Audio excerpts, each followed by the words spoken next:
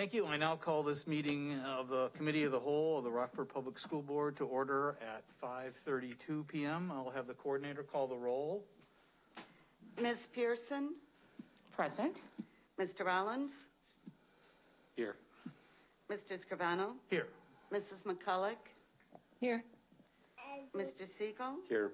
Mr. Connor? Here. Ms. Stanford? Here. With 7 present, we have a quorum. Thank you. Before we go any further, I would like to thank Connor, who's working in the back to make sure our broadcast is working well for Channel 20 and YouTube and all those kinds of fun things, making us look good. So thank you, Connor. I just want to remind everyone to please hold your questions during presentation so that we can give the presenter time to get through their agenda, and we'll ask questions afterwards. Our first order of business now tonight is for the meeting minutes of March 2nd. Just asking if there are any changes or corrections to the meeting minutes of March 2nd. Seeing none, everyone okay with a consensus to approve? Okay, those will be approved. So our next item of business is the report from the Internal External Stakeholders Committee. Mr. Siegel. Thank you. We are going to be leading off with the school quality survey report, and I believe we have Ms. Weiss here to do the honors from K-12 Insight.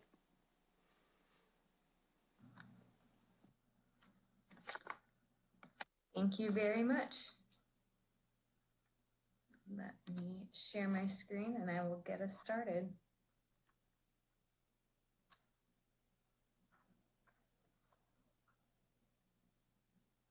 Okay, great.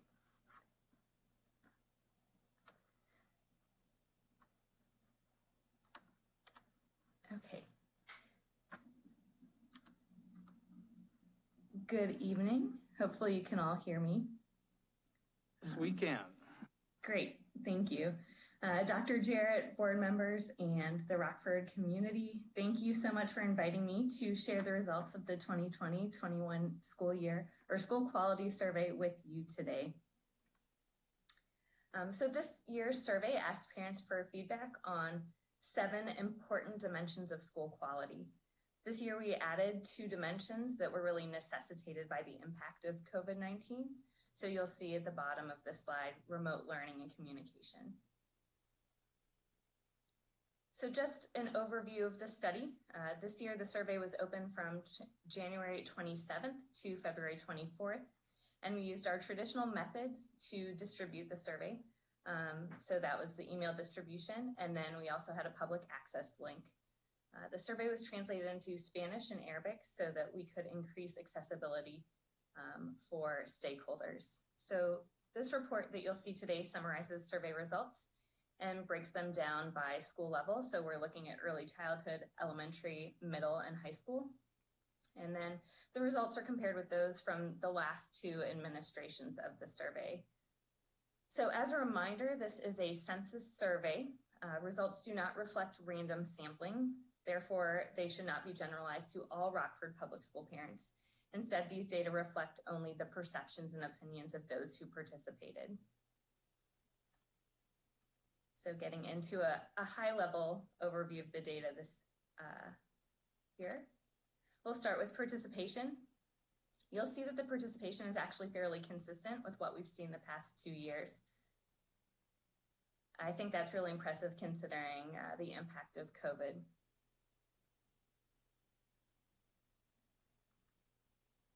So let's actually dig into the data. What you'll see is the first item here is we asked, how would you rate the overall quality of your child's school? And 85% of parents rated the quality as either excellent or good. This is a 1 percentage point increase this year for those combined answers. And you can see actually that shift towards excellent compared to the last 2 years.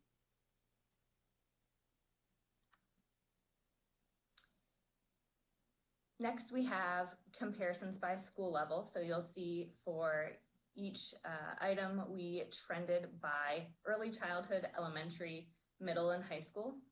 So we're looking at the comparisons between those levels here, and you'll see that participating parents with students in early childhood and elementary schools shared more positive perceptions of the quality of their schools. And you'll actually see this trend throughout the report. Next, we asked parents to rate how Rockford Public Schools handled COVID-19, and 70% of participating parents answered excellent or good for this. And again, you'll see that trend that parents of younger students really in the primary settings tend to have more positive perceptions.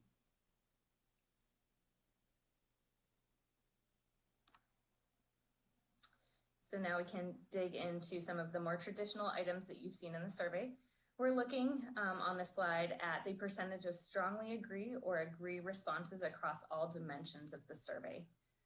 So we're comparing participant responses from the 2019-2020 and 2018-2019 school year with the 2020-2021 results. As you can see, the level of agreement has remained relatively stable over the past 3 years. Really, the only two areas with any noticeable shift are in the student support and family involvement dimensions, and that's not surprising considering how COVID has really impacted the school experience. So the rest of the presentation today looks at these dimensions by items and then continues to compare results with the previous two administrations as well as across school levels. So looking at academic support, you can see incredibly steady levels of agreement across all 3 years, and these actually fall all within our margin of error, plus or minus 3.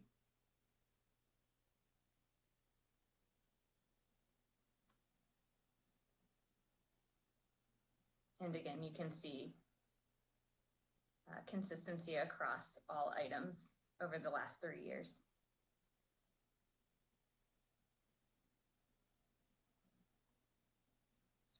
Now we have comparisons of items by school level. So again, you'll see that trend of greater agreement in those primary years.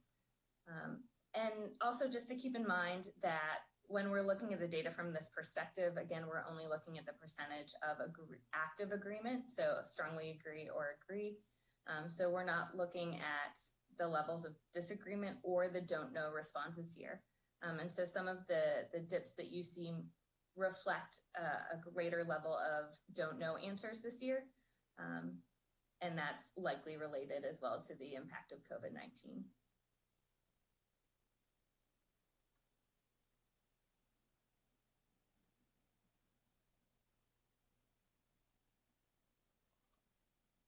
So moving on to student support. The 3 items at the bottom of the slide were added for this year. That's why you don't see any comparisons there. And as I said in the dimension comparison slide, there was a slight decrease in agreement this year. All of these things are likely related to the effects of COVID-19. So looking at the items, the dips are not really remarkable overall, but important to keep in mind as we look for ways to continue to improve.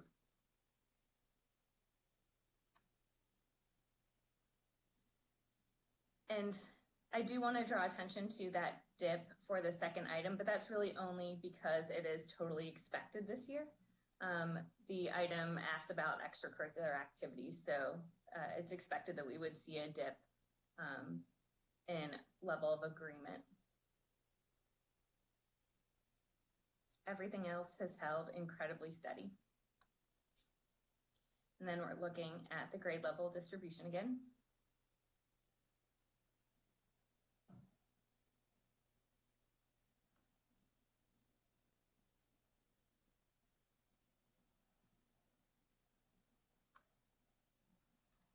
And then we get to school leadership.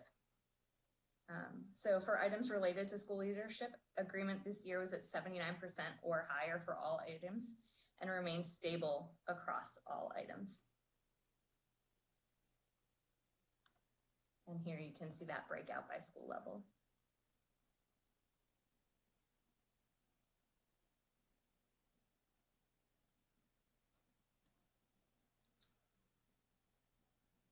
Next, we have family involvement. And as expected, there were some dips here as well in agreement, again, likely related to the impact of COVID-19. You can see that in the bottom 2 items shown here. that families are encouraged to attend school-sponsored activities and encouraged to volunteer. Obviously, health and safety protocols have limited access this year. And then you can see that things have remained relatively steady here as well.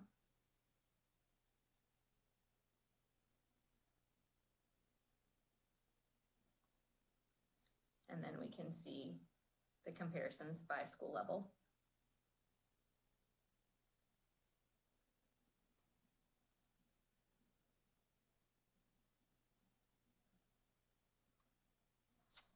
Next, we have safety and behavior. And for this dimension, you'll see that the percentage of strongly agree or agree responses, again, looks very similar to past years. And that's actually a really positive sign. We've seen that dip across districts throughout the country. Largely, we suspect because people are thinking about what safety means in terms of personal health. And that hasn't necessarily been what people tend to think of in terms of safety in schools in the past.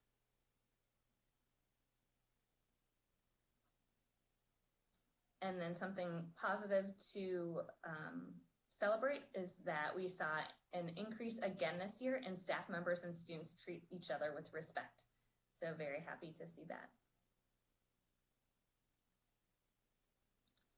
Then for this slide, it's based off of a question on the previous slide. We asked participants who disagreed or strongly disagreed that students are treated fairly regardless of their race, culture, religion, sexual orientation, gender, or disabilities to answer this question. So you'll see that the end count for this slide is 342. That's out of nearly 7,000 people who participated in this survey this year. So that's approximately 5% of the total participants in the survey. So when we think about 80% that you see for that race ethnicity question, that really represents approximately 274 people.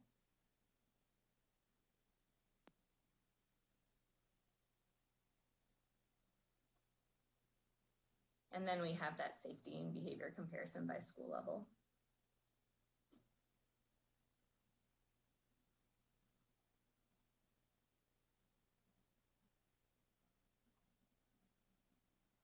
And then we have the two dimensions that we don't have comparisons over years for because they were added this year. So the first is remote learning. Here you can see the percentage agreement across grade level groupings. What you'll see is fairly strong levels of agreement for early childhood and elementary participants, that same trend we saw before. And some of that is likely a result of how engaged parents have to be to support their students' learning and kind of the responsibility that comes over years. And you can see very high levels of agreement for the early childhood and elementary years here.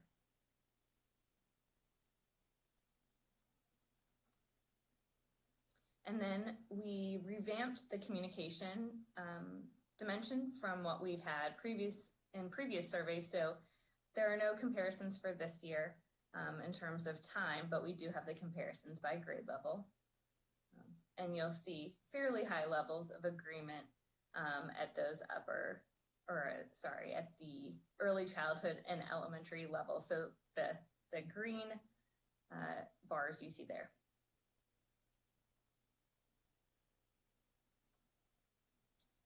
Then we get to the highest and lowest ranking indicators. So for the highest ranking indicators, what you see in green, these are the items that receive the highest percentage of strongly agree or agree responses across the entire survey. These are the items to celebrate and continue to build upon. In yellow, you'll see the lowest ranking indicators, and those are the items that received the highest percentage of strongly disagree or disagree responses from the entire survey. So these are the items where you really want to seek additional information on the experiences and perceptions of the participants to really focus your improvement efforts. Not surprising, remote learning and student support are in that lowest ranking indicators, but that's to be expected, especially when a lot of these things were new or fairly new to the district this year as a result of COVID. And then finally, we have the Net Promoter Scores, and these help us to understand satisfaction and are a proxy for public confidence of your stakeholders. So using the detractors and promoters, we calculate this score by subtracting the detractors from promoters, and that gives us a value between negative 100 and 100. And so a positive score is what we're always hoping for. And this year, you will see increases in both the district and school level Net Promoter Scores. So this year, for the district level, the score went up 3 points for a score of 2. And at the school level, it went up 9 points for a score of 33. So really great improvement this year. And finally, the key insights that I have shared with you over the course of this presentation, they really just present, the general overview of what I've just shared. And I am happy to take any questions that you have at this point. Comments or questions from board members? I'll ask, I guess I'll start first. My question was, of the responses, did we ask the question, are you currently a remote family or a in-person family? And were there any huge differences between their responses? We do have the ability to disaggregate the data by learning environment. We did ask that question, and I'm happy to share that information with you.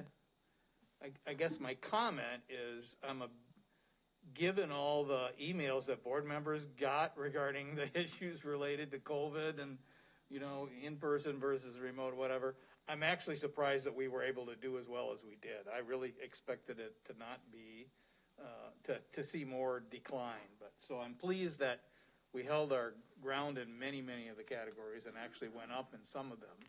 So, other board member comments or questions? Mr. Connor. Yeah, I got a couple if I can find all the slides. This slide, I'm trying to look for a number, I think is slide 12. The academic support comparison over time. This is one that's relatively low, and I know it goes down as it goes across the schools or the grade levels. So for middle and particularly high school, relating it to students has been a consistent issue. So I think this is one where I would say for the administration that so much effort has been put into improving the curriculum and the techniques and relating it to topics and all that. But I would say this one seems kind of stuck in gear, if I might say so. So I would think this one is worth looking at because it's been fairly consistent. And on slide 12, it sure looks like it's still down. Then I'm looking for the bullying slide. And as a support, this is slide 14.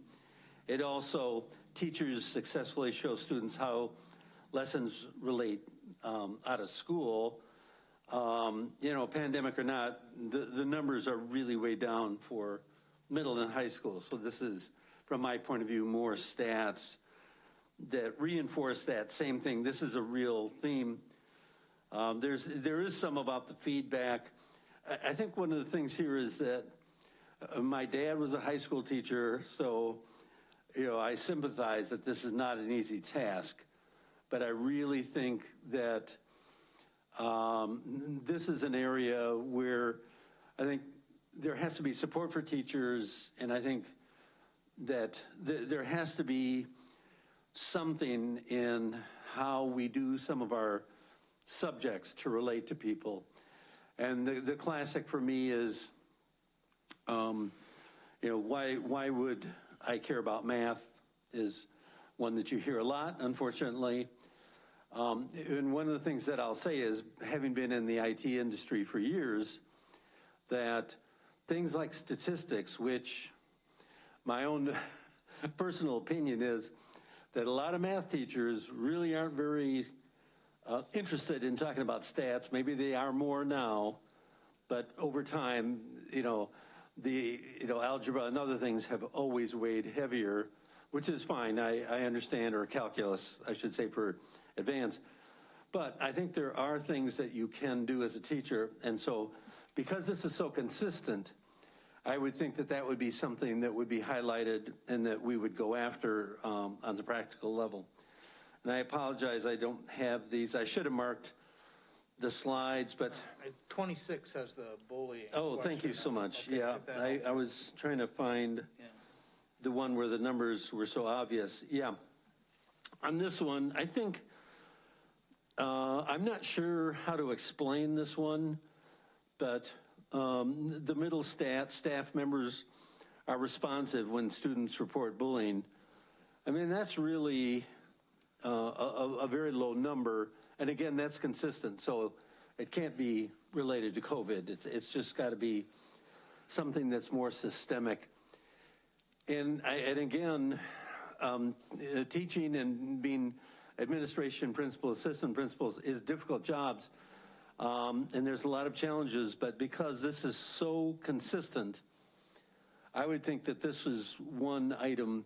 It certainly caught my eye as something that's consistent, and there's got to be something we can do to move this meter. So anyway, those were the trends that I saw.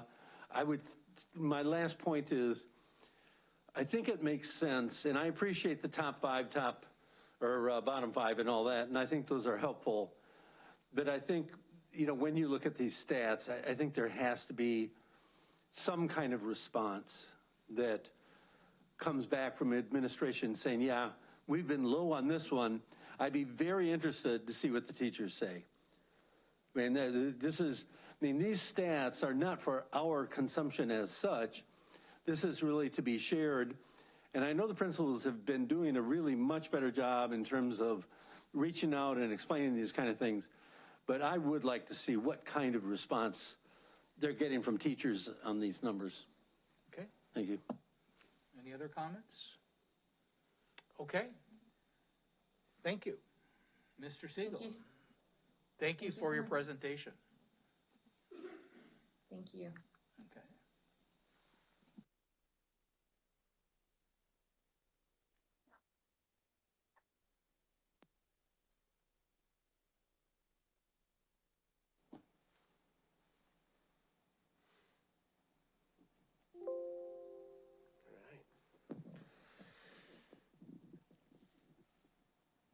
I first want to give a shout out to Earl Dotson Jr. and his team, particularly Kathleen Specht, who put this slide deck together. This is going to bring a lot better and clearer understanding of the work this committee is doing. And they did a really great job of keeping this very focused and, for your benefit, concise and very digestible. So thank you very kindly for that help. So as you know, we started working with the National Equity Project a few years ago. I believe that work started in 2017. And the work is really going in earnest right now. So this is a slide that we are going to show to you very frequently and very regularly. And what is our equity vision? It's to create learning environments that work for all of our students and interrupt the predictability of student outcomes based on zip code.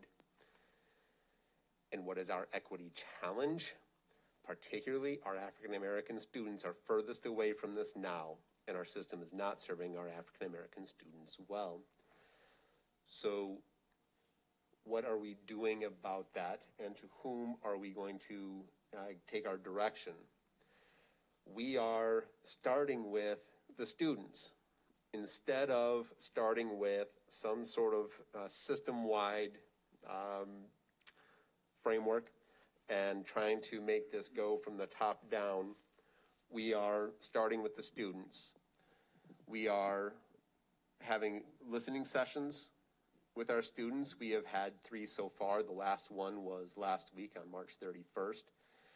And they have brought us some really great insights, some of which I will share in a few moments. We have included staff of color and administration of color to flesh out the information that we are hearing from our students. And we are collecting a lot of great information to help us continue to figure out what we are going to do next. And figuring that out begins with listening and learning what it is that we are doing well and what we are not doing well. And for those things that we are not doing well, to design some plan to change.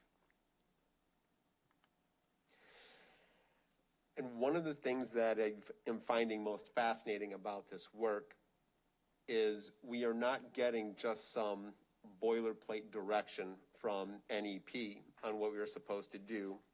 This is something that they have helped us build and is almost unique to RPS 205. So you can see all of the green circles include the people who are working or doing this equity work, including our teachers, our building administrators, our central office administrators, our teachers in the union, which is pretty great to include them, and they have been very active participants, and even having board members involved. And you can see that we are reaching out to our students, and they are really helping us drive our design.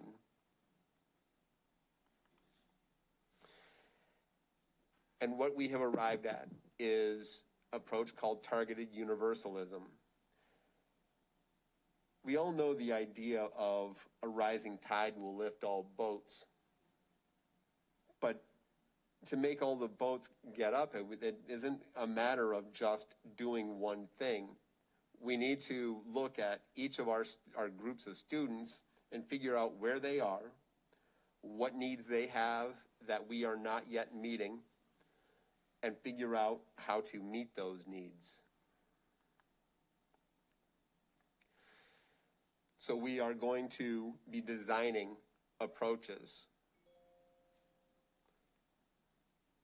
for working with each of these groups.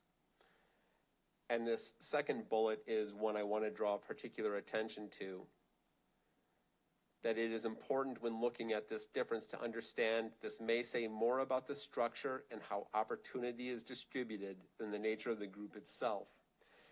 This is why it's so important for us to be listening to the students. We need to hear what needs to be done from the perspective of those who need the help, not just to assume that we know and say, this is what we are going to do.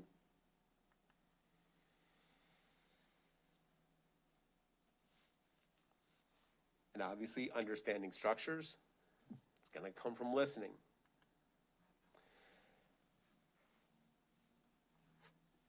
In, I believe it was the second listening session, we presented the students with a graphic on our graduation rate. And I'm going to show you that graphic in just a moment. And we sought feedback on what they thought of that particular graphic. I'm going to jump ahead and show that to you. So this is the district's graduation rate going back to 2016, broken down by race. And we sought feedback from the students and from our staff on how they felt seeing this. Sorry. And I thought the responses from the students were very thoughtful. They were very honest. And felt like they were directing us to meet a very meetable challenge. I realize in this particular one, we have an issue of cell phone usage. And I can understand a teacher's response being, we got a cell phone out, we got to react. But there are also instances where a teacher can respond with some understanding. And I think very frequently they do. But when they don't, how that is seen by the students can obviously be alarming.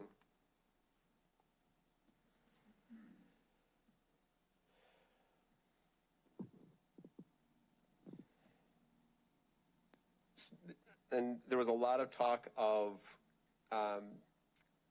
ways in which there are opportunities to motivate students that aren't always met.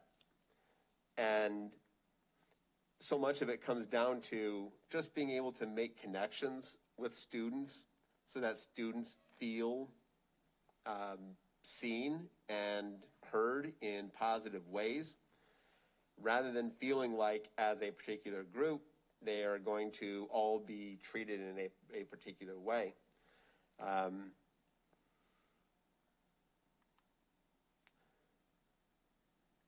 But this has been a really great discussion that has also moved up into staff discussion, and there will be information on, I'm assuming, next month's report from the feedback that they gave us on this graphic.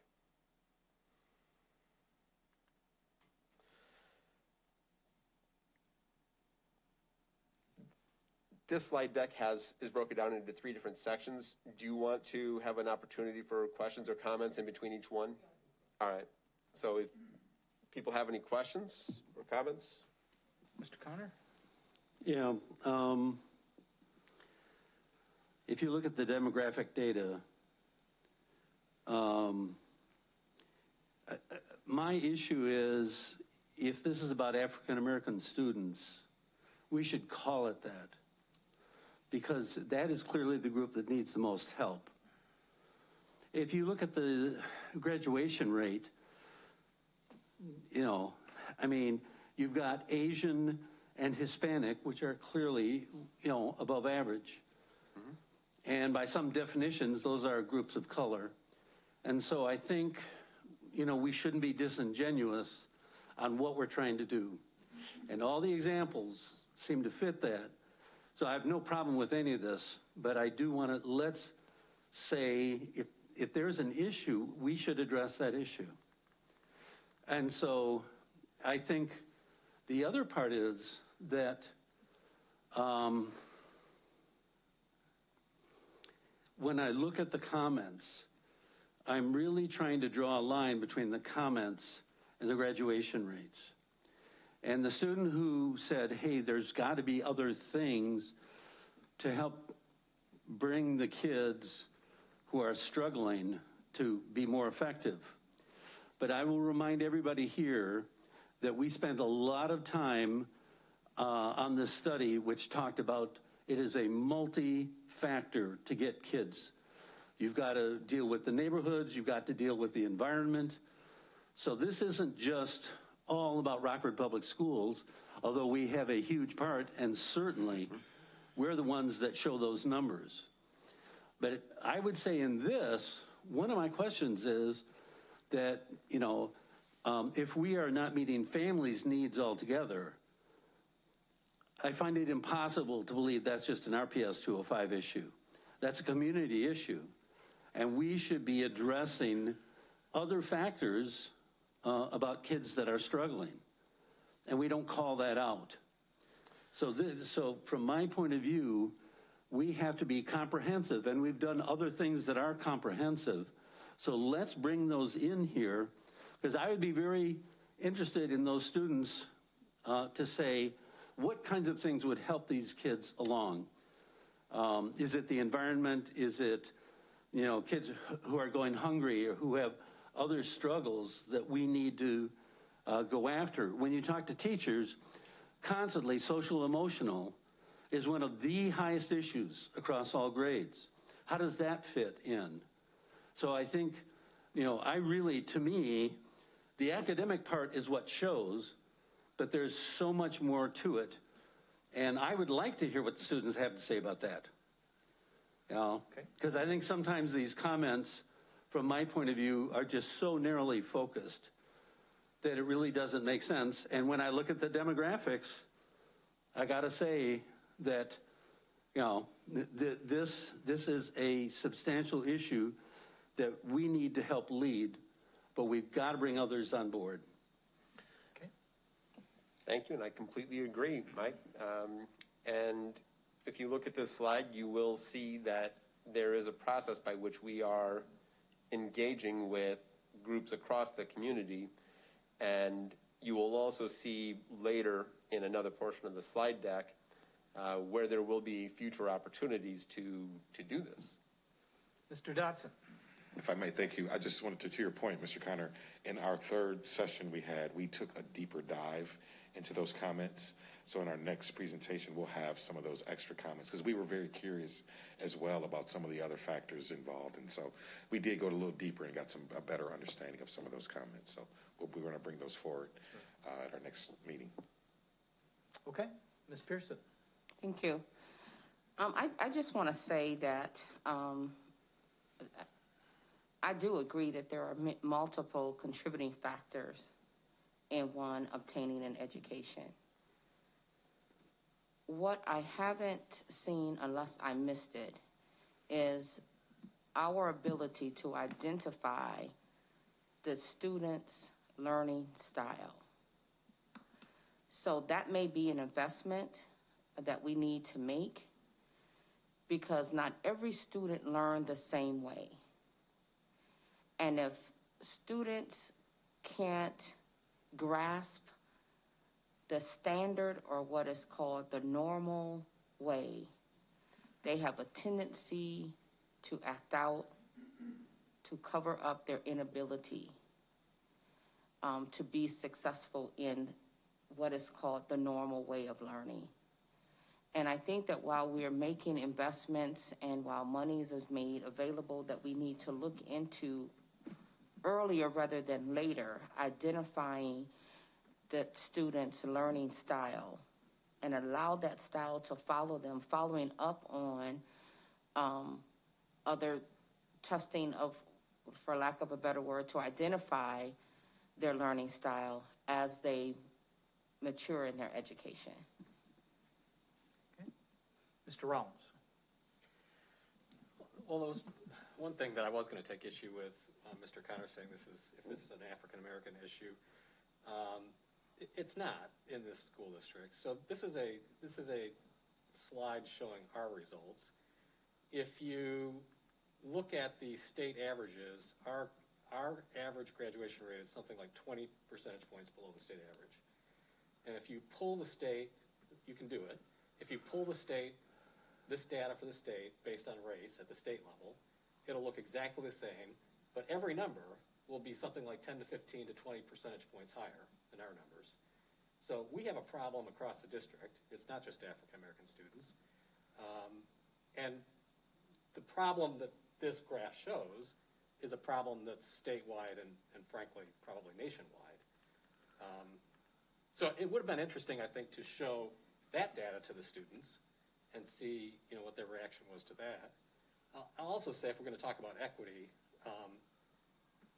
I think this is true. I don't know how much data there is out there, but the stronger driver, the strongest correlation for academic achievement is not race, but socioeconomic status. And we probably don't have really good data on that, particularly because, we're now part of this global free and reduced lunch program. But if you did a graph showing graduation rate connected to socioeconomic status, there would also be equity issues there. So when we have these equity conversations, I wish that we would be a little more, take a larger picture at it, I guess is what I'm looking at. Because we're sort of creating a story here that is not the entire story. And the notion that we only have a problem with the graduation rate of African-American students is absolutely not true. We've got a problem district-wide with our graduation rate, with every category of kids that we've got in this district. Okay. Yeah, the only comment I was gonna make was that poverty, is linked to success in school as well. So are we, how do we get that? I don't know the answer to that, but I just, but. Okay, thank you. Yeah, I guess my response to that would be, if we are going to use the data that we have available to us to make decisions on things we're going to do to improve graduation rate, there was pretty solid agreement by both students and staff that the graduation rate across the board needs help. But that's also in line with what our equity vision and challenge happens to be, and what targeted universalism is.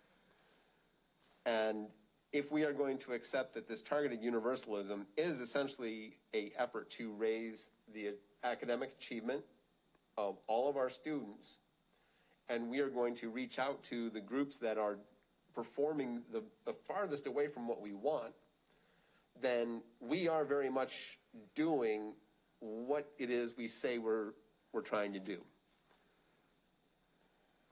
If it is difficult to break out equity by poverty because of our global free and reduced lunch system, then this is the way that we get to break things out.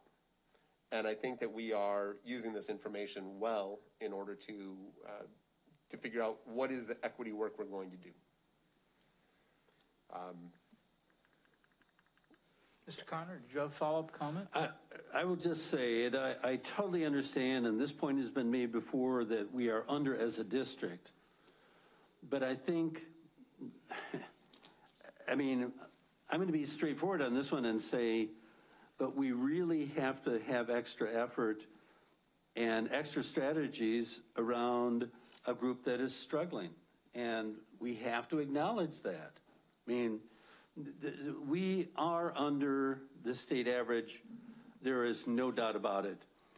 But I think if people walk away with that we're really, our focus is going to be across the board for everybody in that sense, I think that would be misleading. The fact is that we really have to say, if there's an issue, we want all kids to succeed, but clearly these stats are showing there's a particular issue. Let's make sure that we address that. So I'm not trying to, hide the fact that it's been pointed out repeatedly that we're under the state average as a district and that poverty is a huge portion of this. But I think, again, what I would say, my expectation is that we draw a line someplace between the comments that we're hearing and actual action steps that we can take. And if we do that, it would seem to me that we've got to address some glaring differences here. That's just, it would be crazy for us not to do that. As much as I agree, we got problems across the board, but we can't let that fall by the wayside. Okay, all good feedback then. More to come. Yeah, more to come. All right. This is not the last time you're going to see this slide deck. Okay. So moving on to state conversations. You have heard me report on each of these meetings, but this is just a little basic of who I have met with so far and when.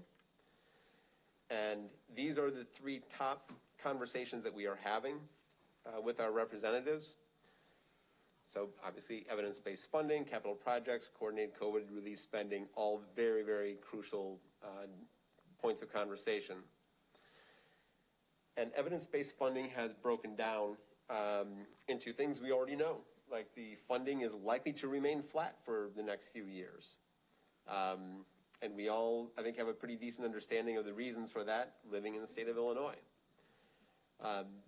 We do have opportunities, and I'm going to hear more of this in upcoming conversations about how federal dollars may positively affect funding. And I'm hoping, probably very likely, that Ms. Yar will have a lot of comments on this one. We are also going to see very likely early childhood get included in the evidence-based funding model and not be so heavily grant dependent. And just for the excitement of those watching from home, evidence-based funding is there in large part to help continue to hold property taxes low.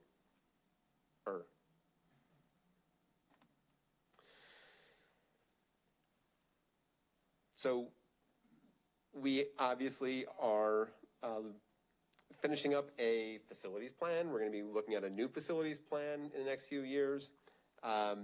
We have a lot of facilities needs. And we are going to be having some opportunities come our way from COVID relief dollars being made available, which is going to be great. That's going to give us the opportunity to bring a lot of updates to our building.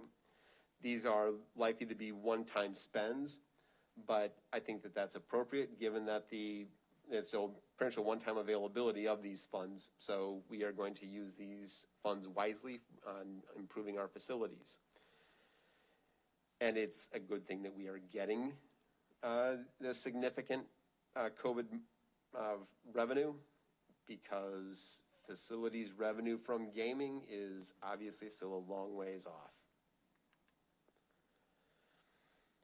And this is very topical.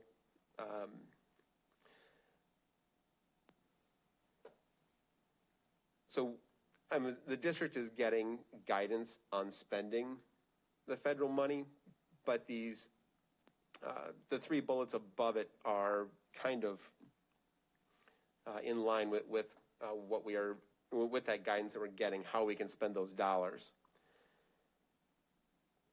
For facilities, we're going to have a chance for having revenue to help with our summer programming, which is going to be great for credit recovery, getting kids back on track for the next school year, and trying to mitigate some of these losses from the sort of weird school year that we have had.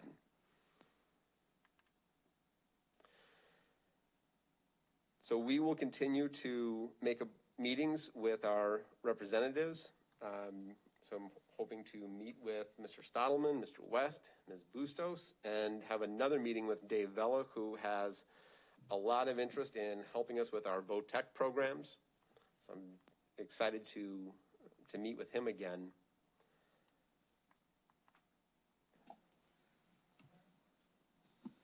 Any follow-up comments, Mr. Connor?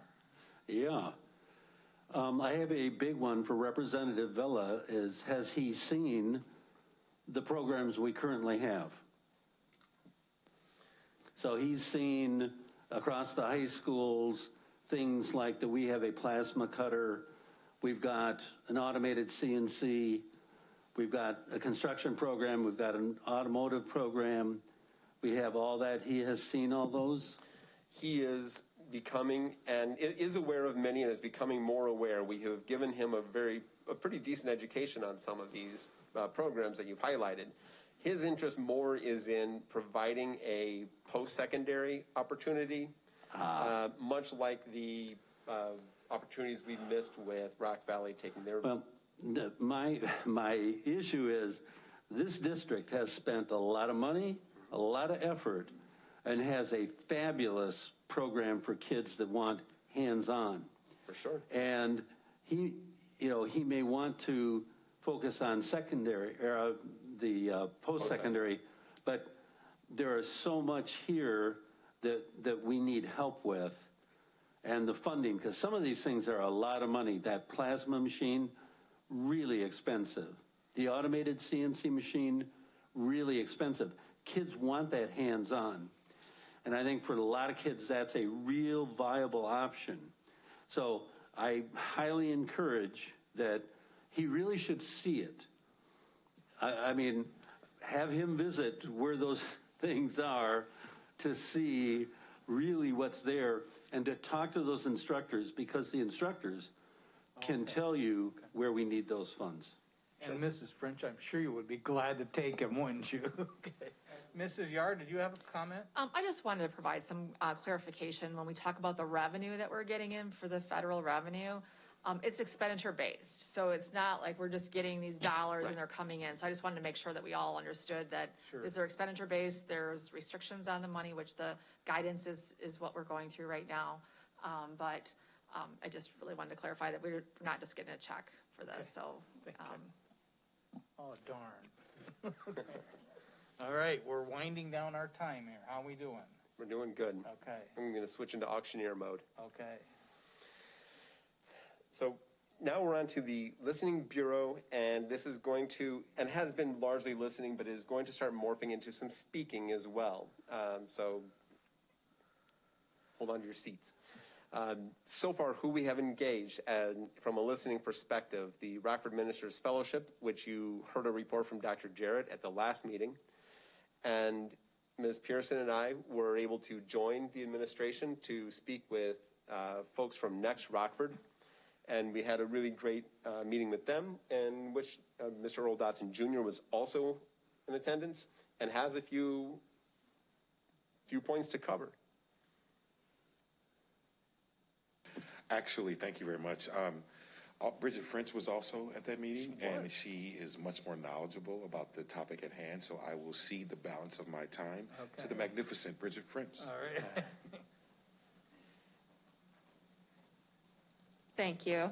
Yes, we were at Next Rockford on March 11th, and to be honest, the impetus of calling that meeting were some concerns that Next Rockford had about volunteering in our schools right now and trying to connect with students and having trouble doing that, which I think we all know is a real issue right now, trying to connect with our students, that especially our remote students. And so they were looking to us to help provide some strategies to help them connect with our students and some ways that they can get involved. So Dr. Jarrett did a great job of outlining all of the ways that they can get involved and connect with our high school academies, through volunteer efforts and sponsoring our pathways. We also talked about Freshmen on Track and ways that they can support our freshman students. And one of the things we tried this year was a senior mentoring program. And that was one of the areas of concern that they had, which was, we're trying to reach out to these seniors, they're not responding. And the issue really was they didn't know a lot of these adults that were trying to reach out to them in a very tumultuous time when they're trying to do their remote learning. And so what we've talked about is starting in their freshman year and developing that relationship. So by the time they're seniors, they have an existing relationship with a community member that can help guide them through their 10-year plan and their post-secondary plans. Is there anything else you want to That was great. All right, thanks. Thank you.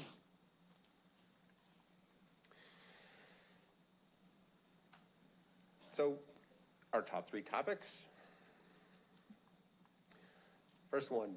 The administration and the communications team, already in the course of their daily business, do engage in events that provide an opportunity for them to speak.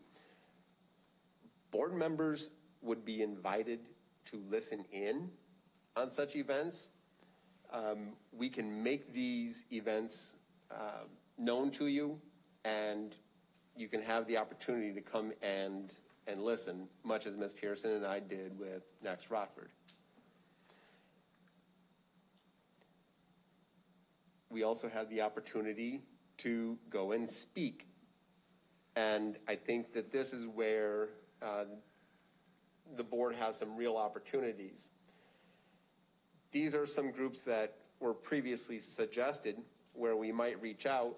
And obviously, because of COVID, reaching out to some of these groups is a little more difficult. But as time goes on and a lot of these restrictions loosen, and we have maybe other ways that we might connect with these groups, we do have some opportunities for speaking engagements.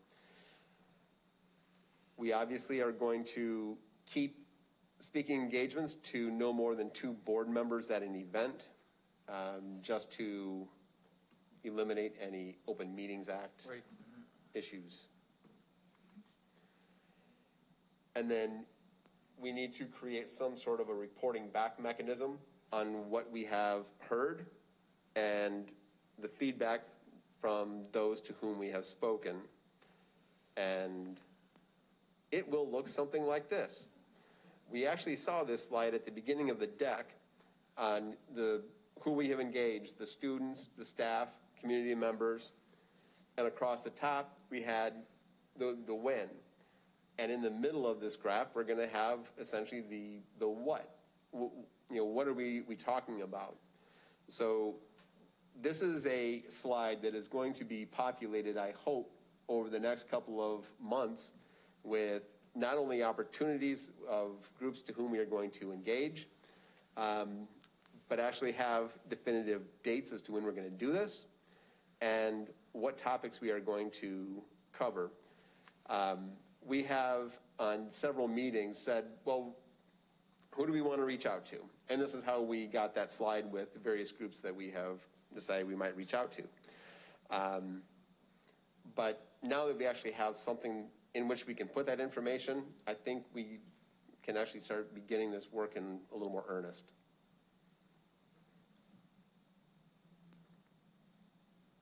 Thank you. Any consent items you need to talk about? Or any comments on this section? Okay. Oh. And as far as consent items, we have nothing to present to you for next meeting. All right, thank you. Thank you. All right, we have 3 minutes to spare. All right, next is Mrs. McCulloch and the Performance Monitoring Committee. Mrs. McCulloch, are you there? Here I am.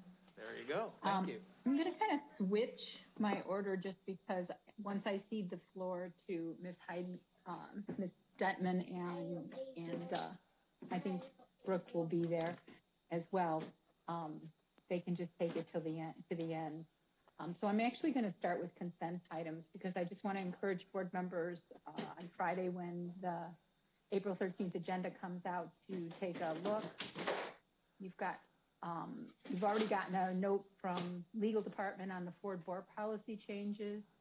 We've had many conversations about the recurring contracts for the summer programming, so the contracts for Burpee Discovery Center, and sorry for the background noise. And Severson Dells is coming. There's bids for masonry reconstruction and parking lots and the like, not to worry. But the custodial services is 10I. You're going to want to have to take a look at that. We have some message boards coming. We have 2 rebids, the athletic trainer as well as the propane fuel, because I believe we just had 1 bid before, but those, again, will be coming for next Tuesday's meeting.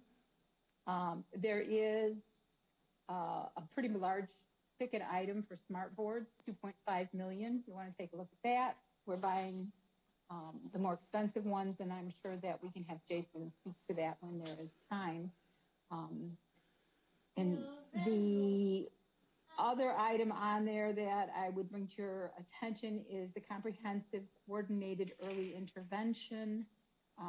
This is 15% of our IDEA funds minimum have to go to working with, much like we've just been speaking with students who are underperforming because disruptive behavior patterns and infractions lead to exclusionary discipline actions. So you can't learn if you're not in the class. And this is specifically for children in groups which are overly identified, which we have seen and spoke about in Mr. Siegel's with our minority students.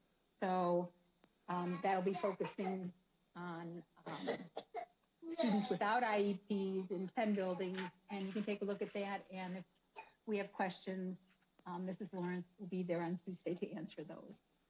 So quick recap of the consent agenda items. The rest of my time will be spent talking about, and again, Ms. Detman and Ms. Brooke will be talking about the Tier 3.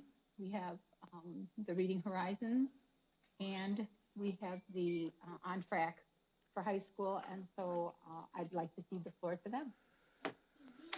And by the way, this will be done in 3 parts, kind of a general overview of what that timeline, what we're doing, and then each of those separately. So there'll be 3 opportunities for questions instead of going through everything all at once. Mrs. Peterson. Good evening.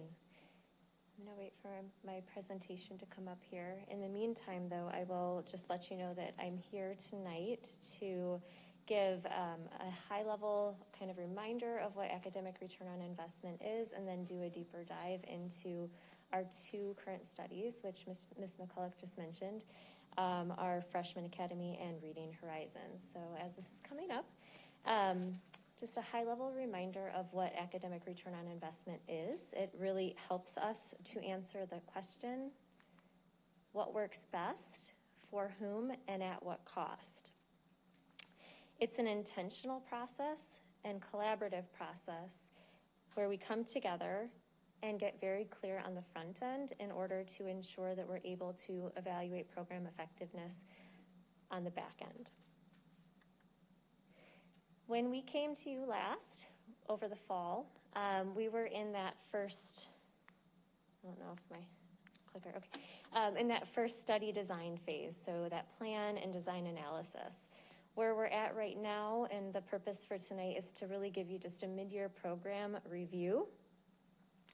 And we had kind of left you saying that we're not going to just do steps 1 through 10. We're going to pause in the middle, continue to work, continue to analyze the data, and make ongoing recommendations. So this process is not to kind of set up a study and then wait. It's to be actively engaged in between and make some program changes and improvements along the way.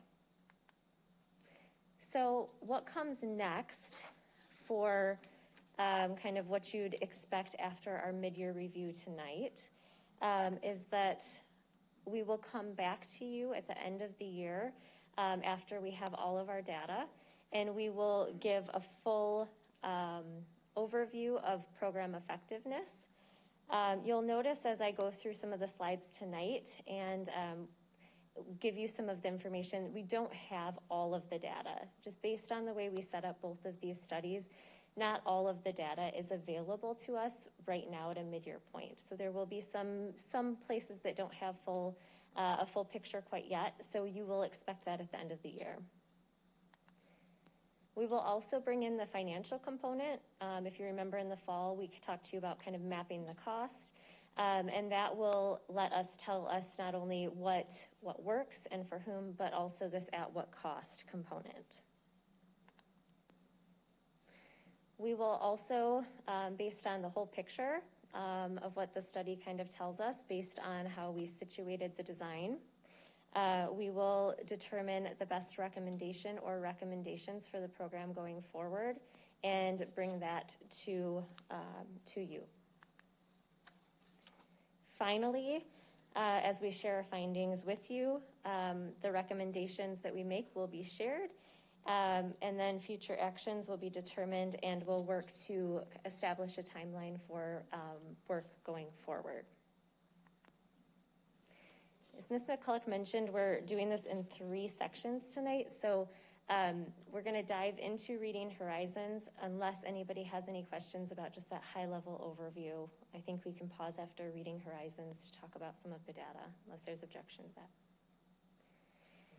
Okay, so Reading Horizons.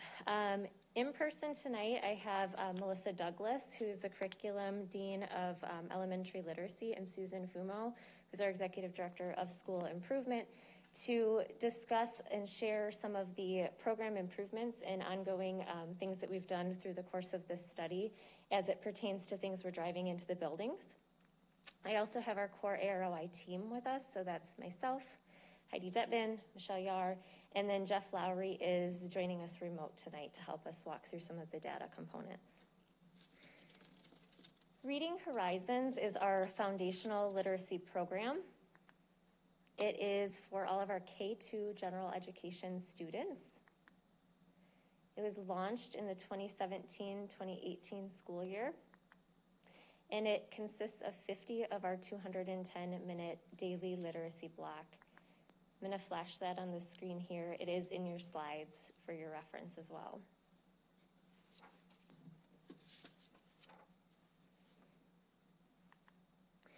Our first step in any AROI process is to define success. So we really take a while to get clear on what that looks like for both of our programs, or as many programs as we're doing at any given time. For this particular study, we chose to kind of pause for a minute and really make sure that we have good foundation as far as delivering our instruction to our students. So 3 of our 4 definitions are actually staff-centric definitions of success, and 1 is student-centric. That is at this given point. We may choose to change that in the future, but that's what we decided on here at the start of this study. So our first definition is that student-centric definition. So we want students to score approaching or meeting on the final Reading Horizons spelling and word recognition test. Our goal was to have 60% of students, based on research and recommendation from the Reading Horizons experts. This is not analyzed yet because, as I mentioned, it is our last spelling and word recognition test, which will not be administered until May. First and second grade has 3 tests. They have been through 2 at this point, and kinder only has the 1, which they also receive in May. Our second definition is a staff-centric definition. So this is where we want our first-year implementation teachers to attend a minimum of a 2-day initial training. Specifically, we had aimed for 95% of our first-year implementation teachers, and where we're sitting right now is 72%. This equates to 13 out of 18 first-year implementation teachers. Since we feel like this goal is largely within our control, we are going to do targeted trainings to ensure that the remaining 5 teachers do have that initial training. It's important to note that those 5 teachers have not been kind of left out in the wind with no exposure or no training materials. They have had some exposure to webinars and other related materials along the way, just not that official 2-day training. Definition 3 is again a staff-centric. This is that we want teachers to complete a minimum of 2 coaching sessions per year. Our goal was to have 95% of teachers. Where we're sitting right now after the first observation is 93.6% of teachers. It's important as we move forward that we have really good participation and a high number here so that the data for our definition 4 paints a really good picture and allows us to really understand what's going on in the classroom. I also want to make sure that we understand the process so that you can really understand our definition 4. So we leaned into our existing instructional coach model and an existing coaching checklist from Reading Horizons. And we have delivered 2 coaching sessions for the year, 1 in October and 1 just wrapped up in late March. Collaboratively, we also created a system for the instructional coaches to record the information on the checklist so that we could easily analyze that data on the back end more globally and draw some really good conclusions from that information. Just gonna flash, this is the coaching checklist. It's again in your packet if you would like to look at it for a little bit longer. The 4th definition is surrounding that observation checklist and truly the quality of implementation. So teachers will demonstrate a fidelity of implementation of Reading Horizons as measured by meeting 80% of the observation and coaching checklist items. We wanted to have 80% of teachers meeting 80%. Where we're sitting at right now is 58% of teachers are meeting 80% of those checklist items. So specifically, on those checklists and the data that we aggregated and have analyzed and sifted through, how did we do? These are the items specifically pulled from that checklist that we scored above 80%. I'll let you take a quick look.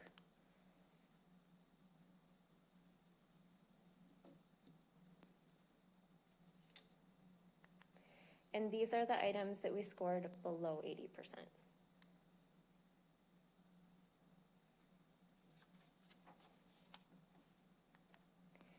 So the next logical question then is, what are we going to do about this? So it's leading us into a very nice cycle of kind of a work cycle, I guess, of asking ourselves, how are we doing based on the data? And then as a result, where do we need focused supports in the classroom to ensure that we're delivering this curriculum in the way that it's meant to be delivered? So I'm going to ask Melissa Douglas to step up and explain a little bit here. Hi, good evening. Thanks for having me. So what you're looking at here is really our annual cycle. So these are the things that are just ongoing during the year. We start with the beginning of the school year. Brooke already spoke to the 2 days of training for anyone new to Teaching Reading Horizons. I'm going to build on a little bit of what Brooke said. As far as the teachers that were not trained, they had access to a jumpstart training that we provided them, that they could have engaged in. We also provided, we have modules that they can engage in where it goes through what the program is, how to implement the program, how to use the software, analyze data. We also had the ongoing coaching, and then we also had Reading Horizons and myself and the coaches support some Institute Day trainings. So they did have a lot of opportunities to engage in training before they taught this year. So once we do the first spelling and word recognition assessment, that's just kind of like our baseline as a district, right? So where are the students currently coming in at in the fall? That's first through third grade. I want to explain that just briefly in case you don't understand what the spelling and word recognition assessment is. It's like a spelling inventory. So you can think of it like a spelling test, and each of the words has specific skills that align to the benchmarks. So the benchmarks include what the student should have learned up to that point before the assessment is taken. If we're on track with instruction, analyzing the data, providing small group instruction, meeting students where they are, and really strategically planning for students. So even if a student might not get the entire word correct, there are skills within each word in which students can earn points. So for example, if they're working on blends and the student gets the blend part of a word right, like in the word stop, but maybe they get the vowel wrong, they do get points towards meeting or exceeding expectations for that blend that they got correct. Just wanted to explain that in case anyone out in the public was wondering what that means, okay? Then we have our coaching sessions, which Brooke spoke to quite a bit, and the coaches do a really great job supporting Reading Horizons all year long, not just during the coaching window. After the coaching sessions, especially this year, we have done some really amazing professional development, some really robust PD, not only for our coaches, but also for our assistant principals, building principals. We've had a lot of principal supervisor involvement and partnerships there, which I'll speak to a little bit further on the next slide. And then we had our second spelling and word recognition assessment, and then we just finished up the second coaching round. Some other PD that we did before the second coaching round included what we called a level up PD, which I'll speak to a little further in a moment. So now that we have our data, we haven't looked at it yet, but Jeff is really, kind of rounding up all that information from round 2. We're going to analyze the data. We're going to look at the second spelling and word recognition information as well. And then we're going to have some more professional development to end the school year strong, and also think about how do we get ready for next year to really support our teachers and students in foundational literacy. That last spelling and word recognition happens in May, and then of course we'll analyze that data. Moving into the summer, we'll have the 2-day training for anyone new to Teaching Reading Horizons. We'll have that every year. And then an additional support that we have is we're gonna do a training for all teachers who just need more support, right? Like, where are we finding some gaps in implementation, and how can we support instruction so that our students really get what they need. So some of these I already spoke to a little bit. This includes some of the PD that has happened since we analyzed the first round of data. So we've done a lot of building capacity in the understanding of the science of reading. That's pretty much the why do we teach foundational literacy the way that we need to in Rockford. It's based in science, brain research, and we've just wanted to get teachers, coaches, and principals excited about why it's so important and what it looks like in the classroom and how what we have in place in Rockford aligns to the science of reading. We use the observation data, so we were really transparent with building principals and coaches and even teachers on our first round of data so that they can just see where we are as a district and where we need to go. And then the really most powerful thing we've done that's gained a lot of momentum was we had a principal-coach roundtable. So we had the partnerships of the principal and the coach meet 4 different groups, 4 different buildings, and then other principals were allowed to join the conversation to hear what's going well for them in their building or what wasn't working and what do they have in place now to improve implementation and instruction. And that has really gained some momentum as well. For the Level Up PD, what that means is after analyzing the data for implementation and the first round of assessments, the coaches and myself partnered in really just debriefing. Where do we see gaps in implementation and how can we support our teachers moving forward? And then we created a PD that each of us shared in our building before the second coaching round happened. That allowed us to create some goals that we can specifically look for in our second coaching round. And all of those things were aligned to some things that Brooke's gonna share where we had those gaps. And then we've also done like the webinars and ongoing trainings. And then since we had the roundtables and the Level Up PD, a lot of building principals have engaged in data dives where they're looking at their district-wide data in foundational literacy, and they're really starting to set some goals around implementation and what it looks like every day in the classroom. Want to take it over? Actually, Susan, do you have anything that you'd like to share from the principal perspective? I mean, I can just for context. I would reiterate what Melissa talked about with the principal and coach roundtables that we had. I saw the principals get really excited. We had 4 principals who were very vulnerable in sharing what wasn't working. And, you know, when you hear Melissa talk about doing data dives and what's happening day to day in the classroom, you know, you might be thinking, well, aren't we monitoring those things all along? And we are, but I think the beauty of this ROI process is we all came together from different teams and started looking at some very, very explicit things and having really transparent and vulnerable conversations.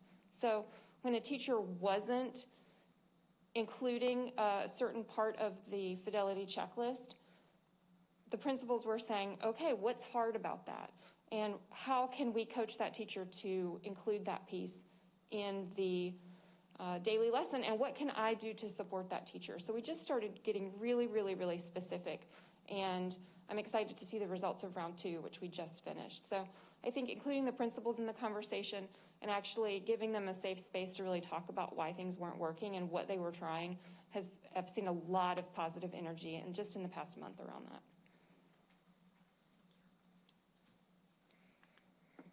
Okay, so another component of an AROI study is identifying key program components. So we identified 3 things that were unique to Reading Horizons, being multisensory approach, systematic sequential, and blended instruction.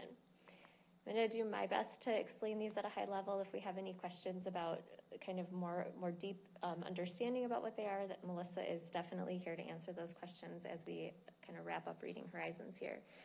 But multisensory is pretty self-explanatory. It's the concept that instruction's based on whole brain learning that engages more than one sense at a time. Since we already had the observation checklists and the existing structures in place to get in classrooms and see how instruction was being delivered, we identified 4 measures on our observation checklist that were unique to Reading Horizons that specifically would illustrate if this particular approach was happening in the classroom. And here you can see our results.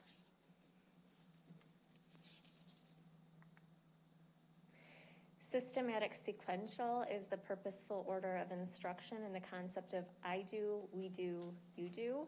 Again, we leaned into our existing observation checklist and we identified 7 unique measures that we were able to observe while we were in the classroom. And here are the results of those 7.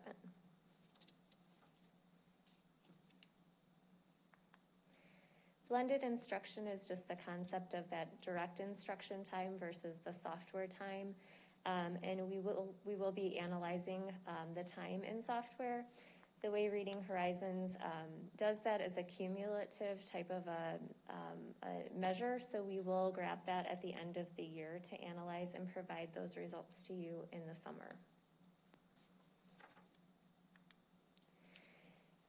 Another component of AROI is the concept of identifying unique student characteristics that are actionable items. So we then take those student characteristics and break them down or segment the data so that we can really answer what is working and for whom, and figure out what groups of students this particular program is working for or not working for, so we can better target our approach. And I'm hoping that we still have Jeff on the line to help us walk through some of the segmentation data. So I'm going to pass it over to Jeff. Hi, good evening. To expand on what Brooke just said, on the right side are the student characteristics that we landed on as a team here with this AROI study. And we attempt to identify characteristics that get at the root cause for whether a program is successful. And for this case, it would be the spelling and word recognition assessment. We do look at typical demographic indicators like race and gender. We'll show that later on, but those can be overly broad. So we're looking for key variables that influence student success that are relevant to the program. And then, like Brooke said, we take those characteristics and segment the students into meaningful groups and calculate for each segment their attainment and the spelling and word recognition assessment. If we can back up, Brooke, just one slide. So these are the characteristics, and I'll just mention them briefly, and we're just going to focus on a couple here today for the data review. Attendance, student attendance, quality of implementation as determined by the observation checklist collection, staff engagement as measured by the employee engagement survey, their growth in their SWR scores from beginning of year to the end, and like Brooke said, their software time, supports and buildings, that would be the financial resources for each building in this program, and then unique to this year, remote versus in-person learning.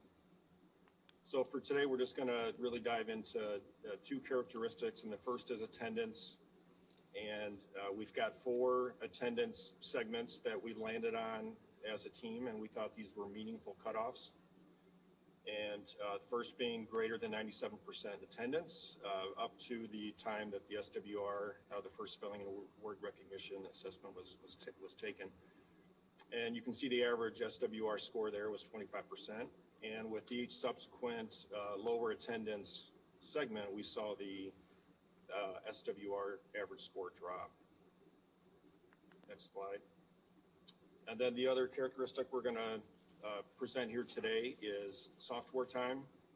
And again, these were meaningful cutoffs that the team landed on, and the first being more than 5 hours spent on software time, leading up to the first SWR assessment, and we see a greater average score there, and with less software time, we see a lower score. Now, there's definitely more analysis to dig into with these segments and characteristics, and we'll show that at the end of the year study. We're not really comparing these to a benchmark, because like we've said, the benchmarks are meant for the end of the year, and they do vary by grade. So this is really just meant to be a mid-year look, associating these segments to the SWR score, not necessarily a judgment of the score at this point, but just looking for those patterns that exist. Okay, thank you, Jeff. That does conclude our Reading Horizons study. So if we want to pause for a few minutes and take some questions here. Comments or questions for the team? Mr. Connor. Yeah, I'm looking at slide 21, the below 80%. So a couple of things. Number one, remind me how many schools have implemented Reading Horizons, roughly? I believe it's all of the elementary schools, correct? What?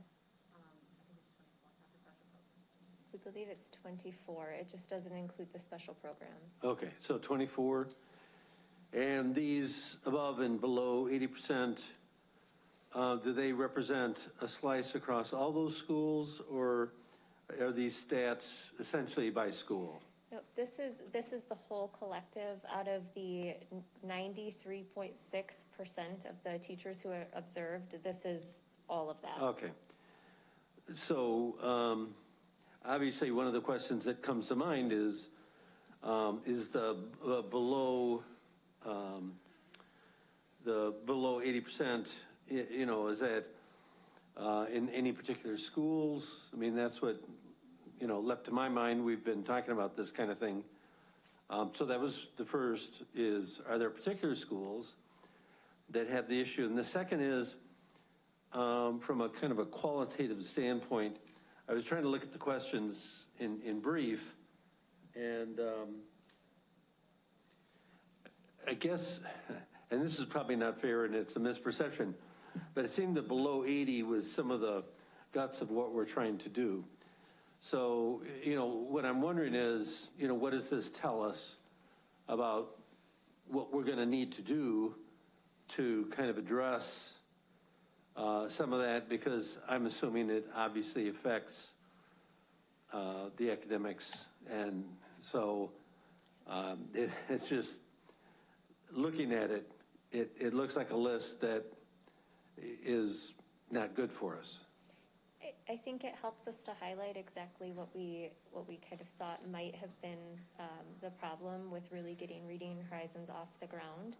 And it gives us some really concrete data to start working with in driving some of these practices into the classroom, which is what Melissa and Susan and others are partnering with the principals and teachers with right now, with all of the professional development and kind of highlighting these particular items that we've identified are below. And to address your first question, yes, we do have the ability to slice and dice the data in different ways. Well, because one of the things that leaps to mind is that you mentioned on the front end that some of the principals really like to engage on this, and that you got some good feedback, but you know, the question would be, how did that translate into action for addressing some of these issues across staff? And actually I want to clarify, Haskell is a special program and Haskell implements Reading Horizons, so I apologize for that. Okay. So that's kind of what we're gonna be looking at for the round 2 data, is being able to look at, okay, so we had our first round, we saw where we have a ton of gaps and we're not meeting the mark, right? So then after that happened and we analyzed that data, that's when we really met with the principals and the coaches, and then the coaches and principals shared with the teachers where we have these gaps. And then that's when we offered like that level up professional development that was very specific and targeted to these areas where we're not meeting. And then we had round 2. So we have not analyzed or looked at round 2 data yet because we just finished that coaching cycle. So I think at the end of the year, we'll be able to show you what we hope is quite a bit of growth from this first round of data to what we just concluded in March. And then moving forward, big picture, that's why we're gonna have a robust plan in place for next year and also in the summer. So we're gonna have like the PD offerings, not only for teachers new to teaching the program, but also to really beef up instruction for existing teachers who might be entering year 5 of implementation, but they're really needing support in these areas. Does that help answer your question? Kind of. So you brought up an issue that actually is interesting, is that do the principals measure by seniority or some stat like that, how well people are adjusting to these? That is one of the data points that we've actually looked at. I don't know that Jeff has it reflected here, but we are looking at if a teacher's in year 1 compared to year 4 of implementation, are they fully implementing what we call the daily core 4, which is where these checklist items come from. Last is, and maybe you said this, and I apologize, I missed it. What is the significance of the 80%? Is that a statistically significant number from some study? So we're tracking above and below 80, so it must have some meaning. Well, we partnered with Reading Horizons and just inquired what other districts are using kind of as like a threshold for implementation, and we're starting here.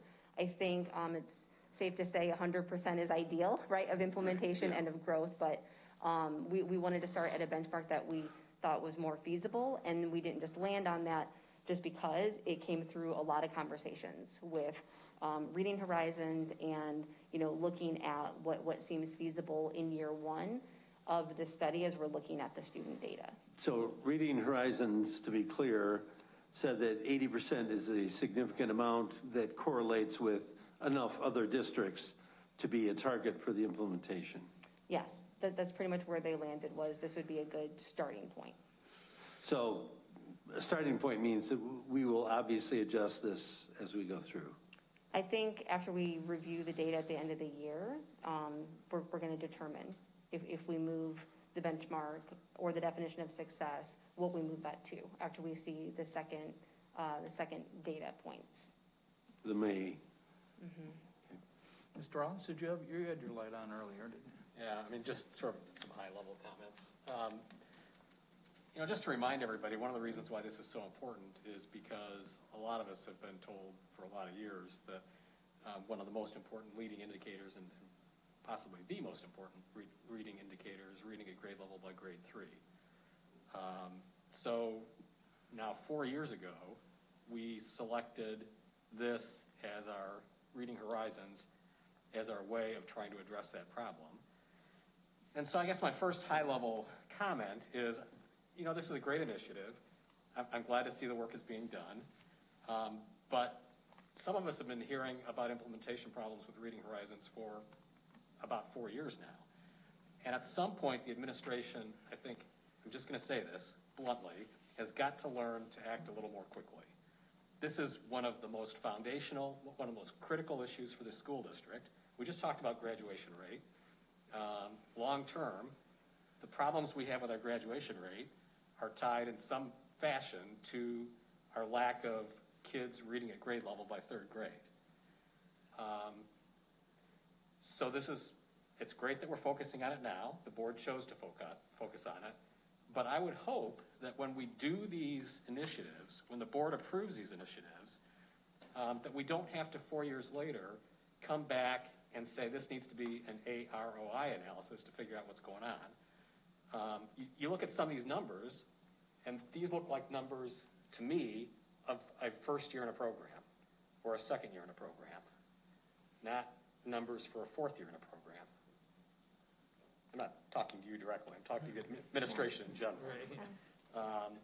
So that's the first thing I want to just point out. I mean, we had a board member who used to talk about the lack of urgency or the lack of sense of urgency, and I share that concern.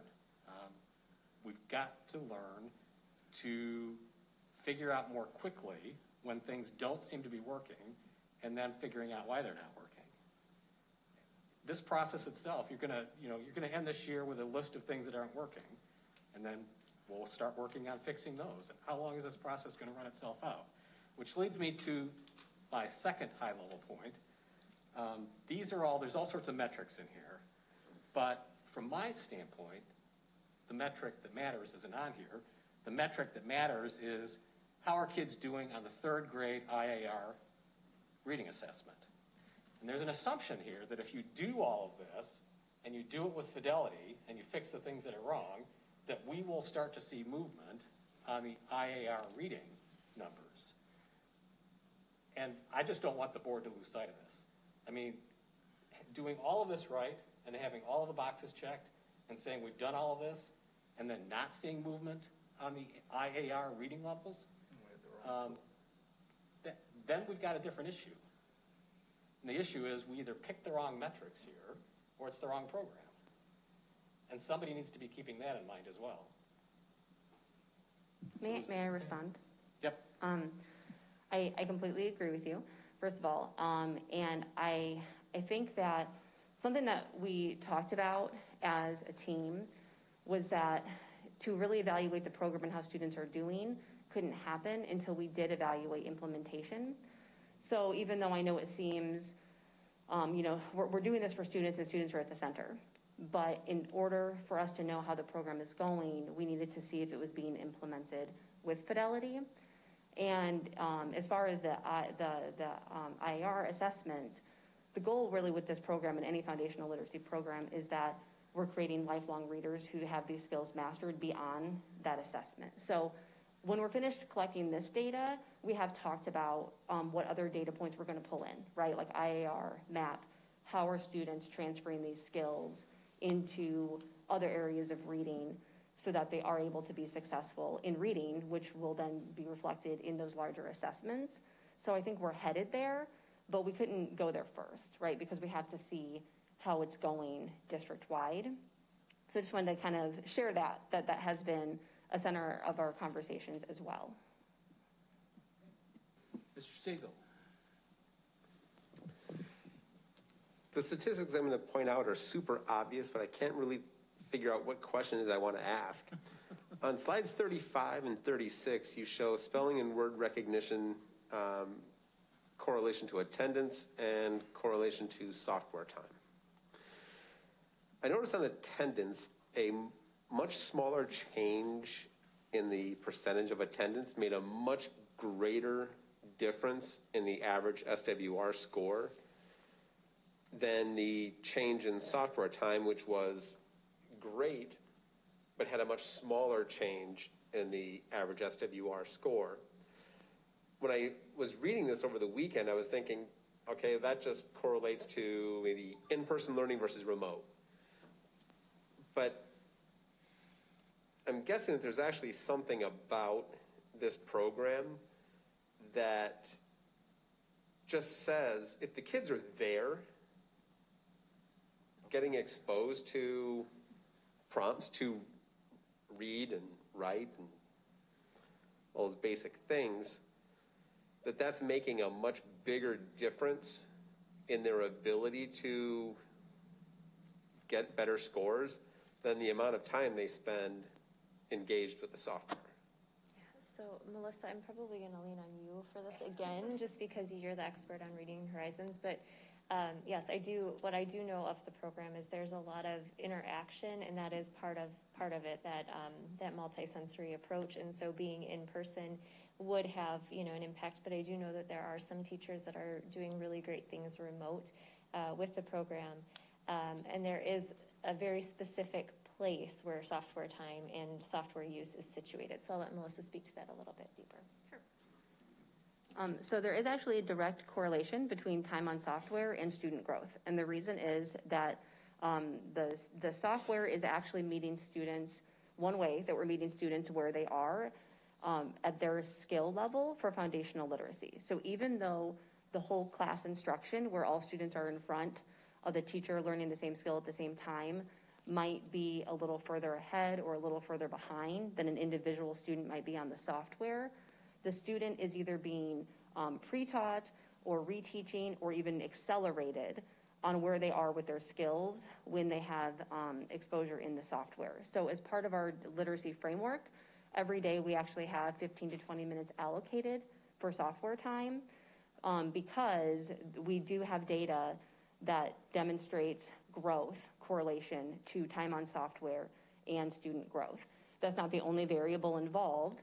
In those buildings where we've seen the data higher than other buildings, there's a lot of really great things going on there around implementation as well.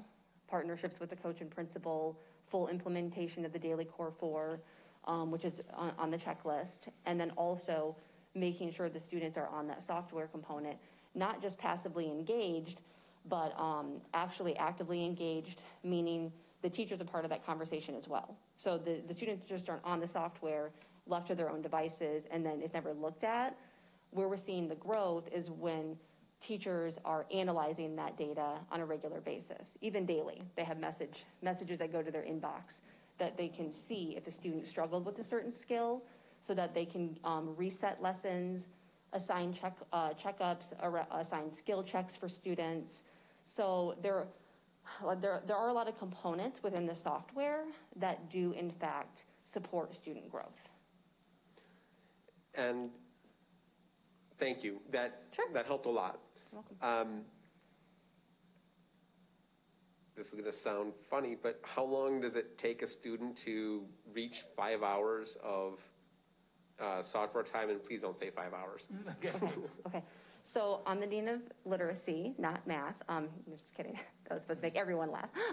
So it's like about 20 minutes a day, right? So if you multiply 20 minutes a day times, X amount of days times weeks, then you could see by the end of the school year, really we should have accumulated per child a number of hours towards student growth. I mean, at this point in the year, I can't really give you a time that they should be at, but really they should be doing it daily minus a couple points in the year. Maybe the first few days of school, Christmas break, spring break, a little bit around testing, but for the most part, if they're engaged in this daily, and if teachers are engaged in ongoing analyzing of the data to drive next points in instruction and small group instruction, then there should be a lot of minutes accumulated. Okay, I don't mean to cut, I want Ms. Pearson to have her time too, and then I think we probably need to wrap it up. I just need a quick go ahead. Clarification. What is the age, or not the age, but the grade levels that the reading assessments are? That implement Reading Horizons? Correct. Kinder, first, and second district-wide, minus a few of the special programs. And then a lot of the buildings have opted in for third grade as well. So a lot of our third grade students also engage in the program. So what happens to the fifth graders that are not reading at their level?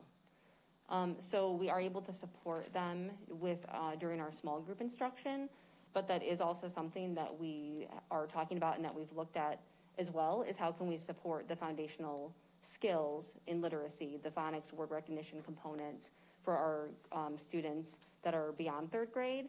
So those are conversations we're having, but currently we address that through like our small group instruction, skills and strategies that we support our teachers with, that coaches support the teachers with.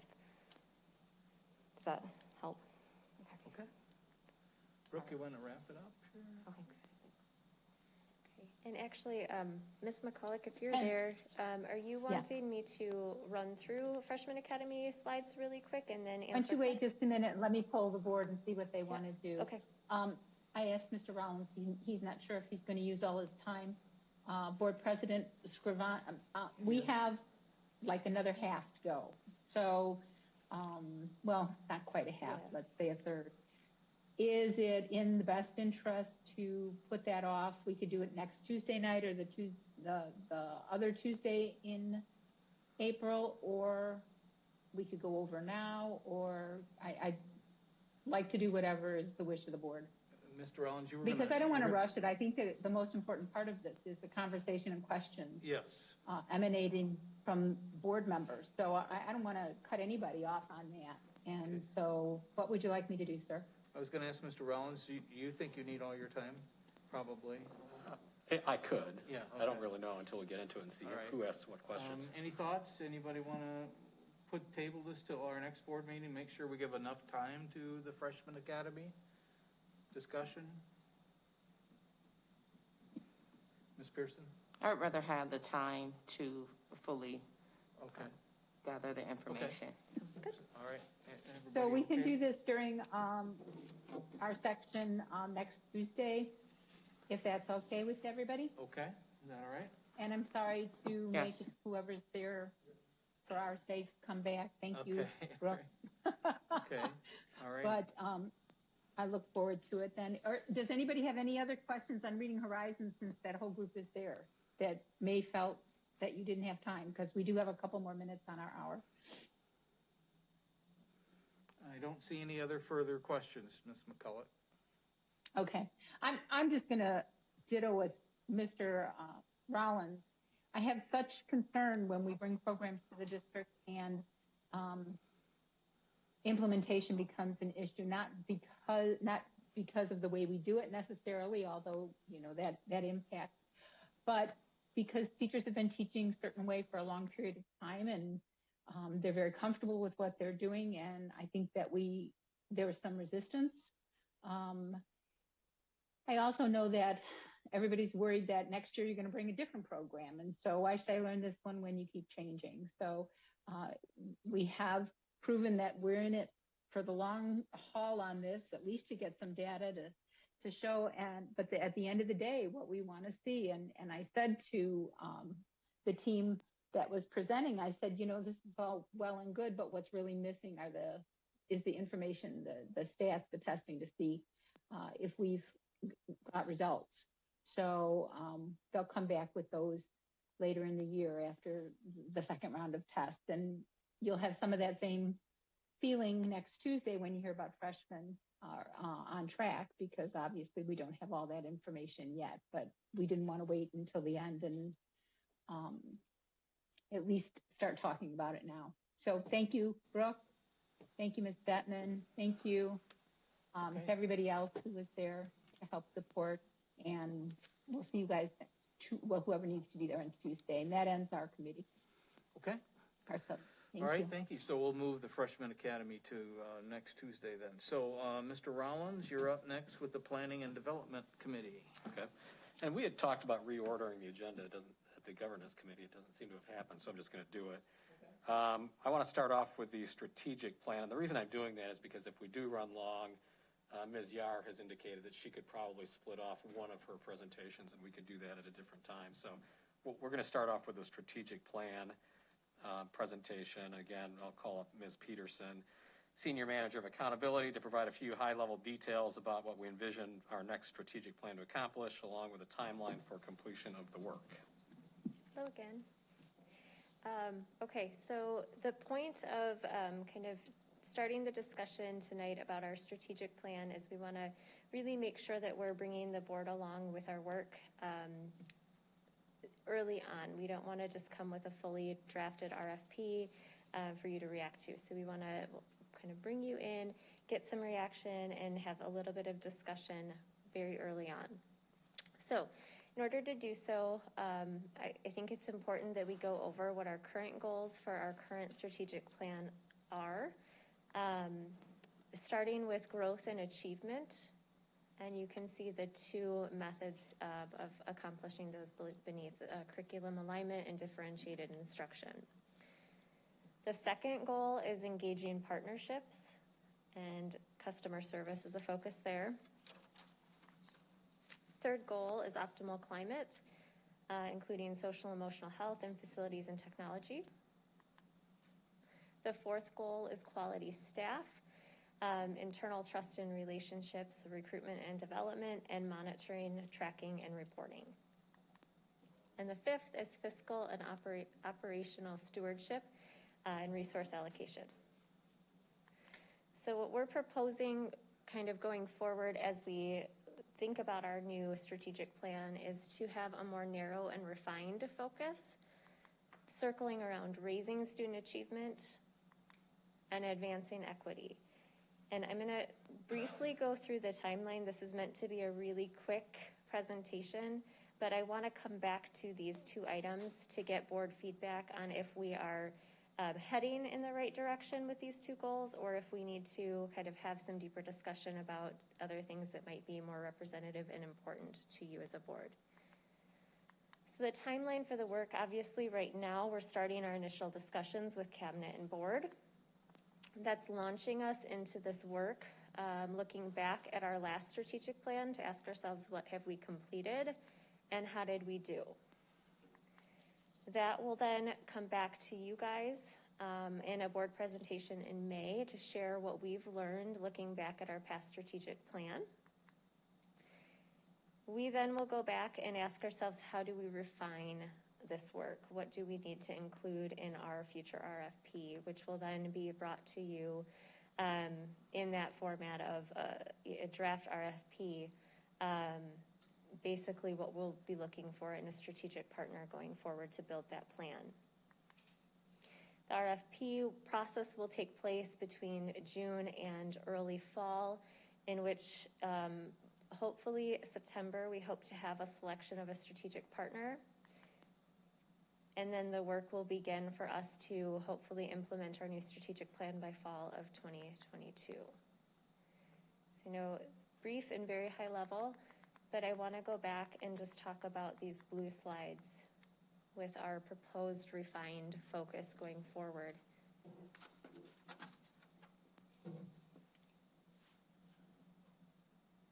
thoughts? I guess just to give a little color, I've had some discussions with Dr. Jarrett about this, and I agree with what he's thinking, which is, I don't know how many of you were around when we did the last strategic plan. It's been, 6 years ago? It was a very large, very inclusive, but very large process, which resulted in a lot of goals. And rather than try to duplicate that process and do that same sort of process, the suggestion is being made that we try to focus it a little more. And I will say, just from my standpoint, at the time that we went through that strategic plan, if you look at the goals, growth and achievement is number one. Everything else on there, we were still struggling with as a district from an operational standpoint, on the operational side, from a facilities standpoint, from an operational standpoint. And so it's like everything needed work, and everything became a goal in the strategic plan.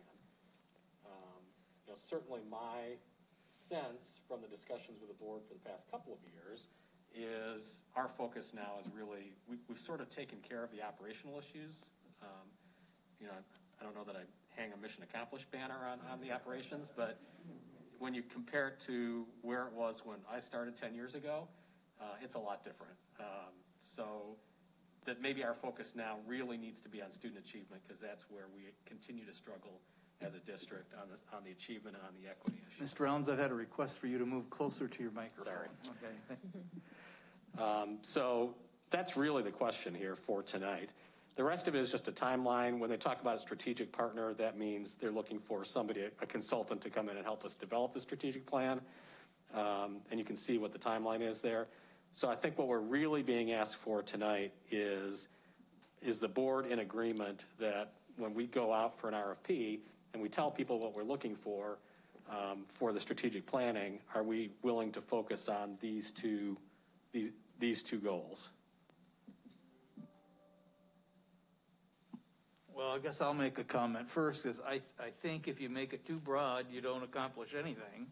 So I like the idea of narrowing it down to two key areas and focusing in all your efforts on how are we going to raise those things, because they've come to the top as the top things that need to be improved on. So I support that concept. Anybody else want to comment? Mr. Connor, I don't know. Oh, Mr. Siegel, go ahead. I definitely agree that narrowing it down to just a couple will reduce the likelihood of having a year's worth of quarterly meetings on a Saturday morning trying to figure out what the plan is. But I guess I would ask, if we're going to put this out for an RFP for a consultant to come in and give us some advice on how we're going to plan, I guess I would wonder, are they going to essentially be like a national equity project? Are they going to recommend someone like National Equity Project who do our equity work? Are they going to say, yes, just keep working with National Equity Project? I guess I'm trying to figure out, what does this consultant look like? I think that's what we're trying to figure out too. Oh. I think we really want to do a deep dive back on our strategic plan last time, and then really try to figure out what kind of a partner we need going forward. I don't think that it is the intention at all to scrap any of our current partners and kind of start fresh with somebody. It's just keeping these focuses in mind and then moving that forward and figuring out how to plan accordingly. Yeah. Ms. Pearson. I certainly appreciate the limited goals. I would like to hone in a little bit on the advanced equity. I've heard equity a lot, and I really would like, as no doubt the rest of the community really see equity be executed. There's a lot of planning and goal setting, and it is absolutely imperative that we that comes alive in real time. Understood. Thank you. Mr. Connor.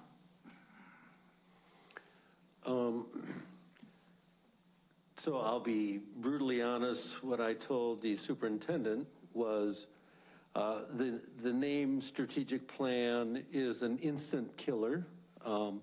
If you want to doom something, call it a strategic plan. I don't have any suggestions for you, but I think it's, you know, strategic plans, you know, in an industry, you know, are often the place where something goes to die. And so, you know, I don't mind us saying, this is our focus.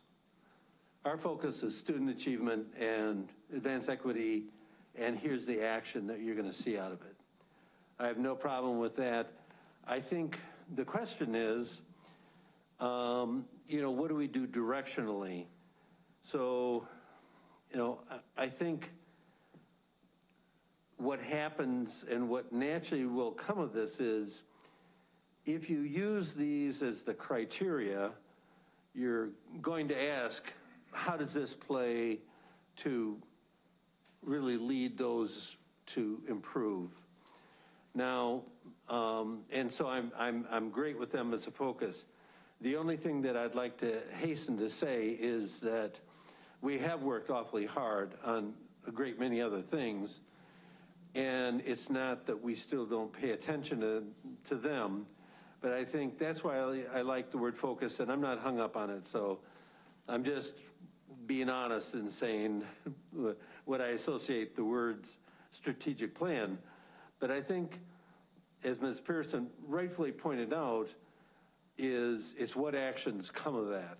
And this is our criteria. So I think the focus on action is terribly important. And that we were clear that this is our top criteria. We're not going to ignore other things, but this is our focus. Okay. Ken? Sorry, go ahead, Ms. McCullough. I'm just going to say that I like a goal that is measurable. And so when you say raise student achievement, I'm going to assume that we'll come up with some sort of numbers that we want to look at so that we can tell if we were successful or not. Advanced equity sounds more action driven. I don't know how we will measure that, but I think that's an important part of the goal. And so I guess I'd like to know how they want to measure that, but I think it undoubtedly is one of our key focuses currently and needs to be going forward. But as a goal in and of itself, how are we going to measure something on whether or not we've advanced it? We can talk about all the things we're doing, but do we know that we've advanced it because climate surveys, those kind of things that we're doing, interviews, you know, and I guess that's part of our partner's job to help us with that. I do like the brevity of the goals, and I keep thinking of Heine. You know, we have to have a sense of urgency about achievement. Yeah, it's great to look at what we're doing in the classroom, what we're doing, and hopefully everything we're doing is going to help and, you know, improve our achievement. But at the end of the day, that's what it's all about. Yeah. And we can't wait 5 years because those students who are in first grade now will be in fifth grade and they won't be reading. And as Ms. Pearson asked, so what do you do about the kids in fifth grade not reading? Okay. So I was going to actually suggest, in response to Ms. Pearson's comment, because I was starting to think the same thing that Mrs. McCullough just articulated, that is kind of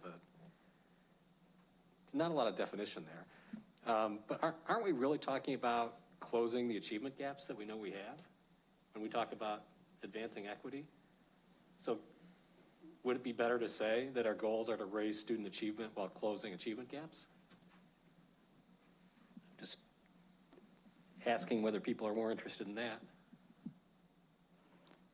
Well, I'm definitely interested in the overall closing the achievement gap. For the sake of those that may be listening, will you just define equity and what that looks like for our district? Sure, yeah. Thank you. For our district, it's as Mr. Siegel and Mr. Dotson spoke earlier, it's the breaking down of the predictability based on zip code and working with our African American population that are the furthest away from achievement. You may not believe this, but it is very real that someone listening at a, say, second grade reading level who is a mother of 4 children who's struggling in school just missed what you said. So can you put it in elementary terms? Sure. Yeah, I would love that because you're, thank you.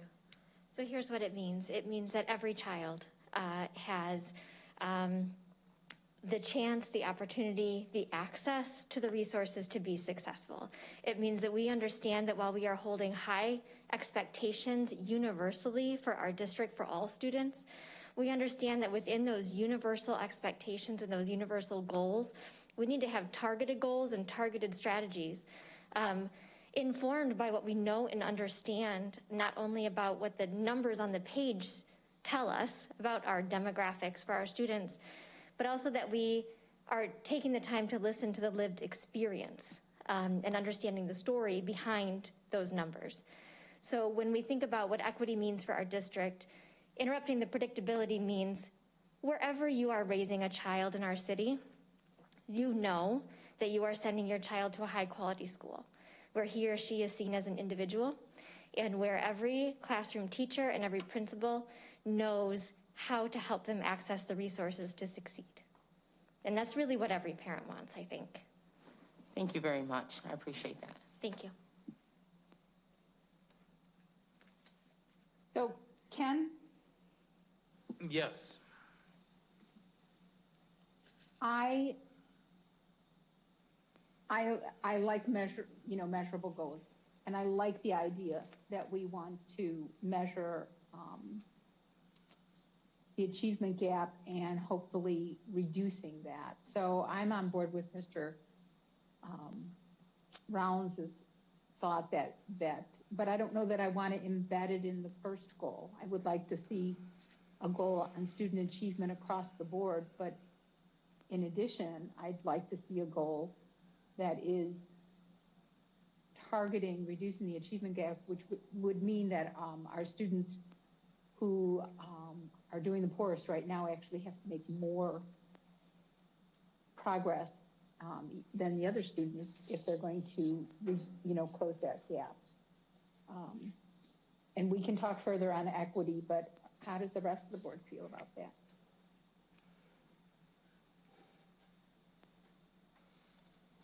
Mr. Siegel?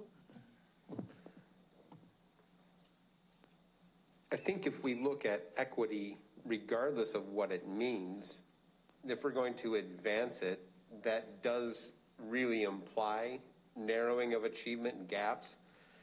I mean, we've probably all seen the graphic on social media of what equity looks like from kids who are standing on boxes looking over a fence at a baseball diamond, where you give them all the same size box, and the different size kids only get different views. But you give them different size boxes so that they all can see the same thing. That's equity. So if we are talking about academic achievement and closing achievement gaps, equity seems to define what closing the achievement gap looks like. You are giving your different students different size boxes so that they can all see the same thing. Would that be fair? Yes. So it does feel like equity is a really great, call it a stand-in term for closing the achievement gap. I would simply Yeah, but add, David, what if one kid needs eyeglasses and we didn't give him those? I mean, there's Well- way more than the box. well, and I would just It was add, a really simplified, example. Okay. I would just add that, as a board, you also have an opportunity throughout the strategic planning process to just take down the fence.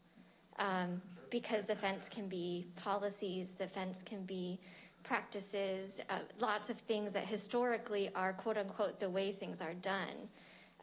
But through what we learn in the listening sessions, in our work with National Equity Project, we can learn where we, as a group of administrators and board members, can be empowered to just take down the damn fence sometimes. And so by putting our focus on student achievement and advancing equity and really going all in on that, we're not ignoring facilities and we're not ignoring transportation or finance. We're asking, where do you fit in? Where do all of our district departments, our board members fit in those two goals? And chances are a lot of that is reimagining what the fence looks like and where to build a gate. Okay, so again, I'd like to hear what the rest of the board members have to say. That was well said. Anyone else have a comment? Ms. Stanford. Well, I think that there are a lot of things that belong in the equity category other than just narrowing the gap of achievement. There are a lot of issues in equity other than grades and test scores. There's treatment of students at school and by staff, by peers, I think that by just saying that equity is narrowing this gap on student achievement, we're missing the whole big picture of everything else that's involved with equity. And I don't want us to lose focus on the big picture. And June, I wasn't saying to disregard the equity piece, but I was saying that I thought we'd need, that just me saying that I'd like a goal. It's a pretty huge aspiration, but I'd like a goal that shows that we're narrowing it. It'll come up in the statistics when we're looking at achievement, but it becomes way more important when it is one of our goals. So, I mean, we don't have to stay with 2, we can have 3. I see equity as you do, as multifaceted, and I'm sure we'll come up with a way to measure whether or not we've advanced it. And perhaps, reducing the achievement gap will just be one of those. But we talk about it enough. We think it's important. When it's out there staring at us in the face and as one of the important numbers, not embedded in the rest of the goal, it takes on significance. Ms. Pearson. Thank you. So, it may be some students we will have to give glasses to. And it may be some students that we will have to go above and beyond. So, and it is difficult to measure a need in every area. But it is, again, imperative that we execute equity, whether it be taking down the fence or giving a higher box, or making that sacrifice needed for that behavior child who appears not interested in obtaining an education. We are faced with multiple complexities in meeting the need of equity. And in regards to the strategic plan, a wise man once said, if you fail to plan, you plan to fail. And I have found that to be very true. So I would encourage us as a team to work together in making the strategic plan a success. Thank you. Jude, I guess for me, I would, every goal has a developmental stage where we would come up with the targets that we think would measure success. And so today I can't tell you what I think those are, but I think the team in the development of the plan would say, okay, here's how we're going to measure success, set a target, and then compare how we're doing. And just really quick to note in closing, a lot of this work is starting on the back end. We've been doing a lot of work as our Friday afternoon team defining success surrounding these two items. We are further behind in how we would define equity because we are still building those systems. But we are working on it every Friday afternoon as a very large cross-functional team. We're bringing in principal voice, we're bringing in teacher voice, and we will have some of that information to share that it's all housed under the system-wide framework for success for improvement that Heidi Stetman speaks of frequently on the board floor. So all of that information is kind of churning behind the scenes. Okay, Mr. Rollins? I was just going to say, do you want to move on to your next topic in your report?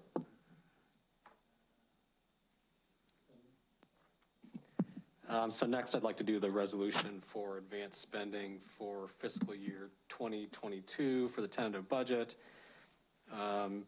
This is actually something we've done before for the past couple of years, and as you recall, we used to approve a budget by June 30th, and the administration has moved that back. Statutorily, we don't have to do it until the fall, but that does mean that we start the year with no budget. And if you don't have a budget, that means that you don't have any legal authority to appropriate money. And so what the administration asks us to do every year that they've done this is to do this resolution for advanced spending that allows us to appropriate money and spend money up to a certain percentage against the tentative budget that they've prepared so far. So I'm sorry if I took your presentation, Ms. Sather, but is there anything else you'd like to add to that? So the resolution is attached. The operating, the funds, revenue, and expenditure assumptions are attached. The budget summary is attached.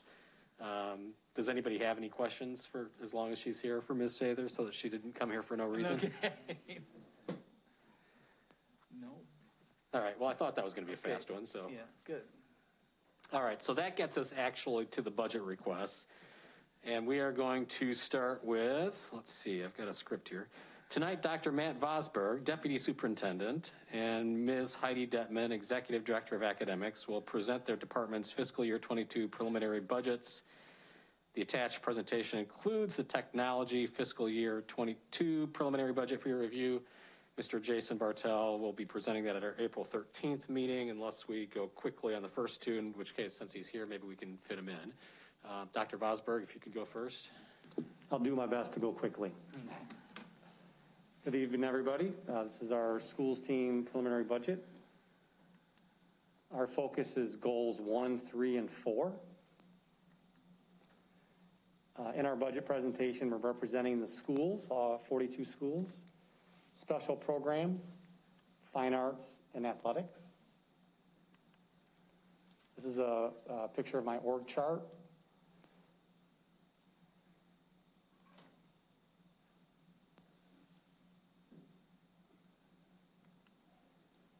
Just some highlights. We are in year 3 of what we're calling student-based budgeting.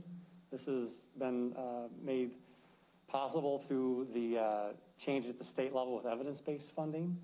We've been able to align resources, kind of getting back to our equity conversation, aligning resources where they're needed the most. And you'll see some slides to illustrate that. A lot of our principals are finding some success with different staffing solutions. And I've highlighted a few of them here, parent liaisons. That's a position that has been very helpful during the pandemic, as we know that students are not in school. Half of our kids are at home, and these individuals are knocking on doors, checking on families, logging into GoGuardian, making sure students are actively engaged. Our Title I teachers working with students in small groups, primarily at the elementary level. School counselors, we're contractually obligated to provide counseling services, a 300-to-1 ratio, student to counselor ratio in our secondary schools, but it is a menu choice. And for example, Auburn High School purchased an additional counselor to meet the needs of their students. Behavior intervention specialist is a position that is, we had that for a few years, and that's, the title kind of describes what it does. It's there to help students, probably case manage our neediest students with behavior challenges, trying to be proactive, identifying the students who need support before they surface with major challenges. And then our instructional coaches that are used at the elementary and middle school level to support our teachers in implementing curriculum initiatives. These are all choices on the menu that we've been able to expand in recent years. This year's budget proposal is a hold harmless as far as student-based dollars. We've been at $7.5 million the last 2 years. You can see we've gradually increased that as we've been able to get more revenue from the state. And here's how we slice up the pie. We allocate money per pupil. That's the biggest chunk of the pie, $3.7 million. Then back to our equity conversation, $2 million based on the poverty rate of the school. The higher the poverty rate, the more dollars. Equity in salaries is another piece. As we know, schools are, we'll see in some future slides here, our schools are funded primarily around staffing and primarily around seniority. So a school with more senior staff will have a larger budget. So this equity in salaries is a way to compensate for that. For schools that might have less senior staff, we're trying to increase the funding so they can have some additional resources. And then we have incentives at 2 schools, Haskell and Roosevelt, have some incentivized programs that the district has provided with some extra resources for them. This is our grants and spending across the total dollars available at the schools. And some of this is overlap from what I just talked about, but it includes our grants. You can see Title I is very significant, $10 million. The other one that's added to this is the 1003A. That's part of ESSA.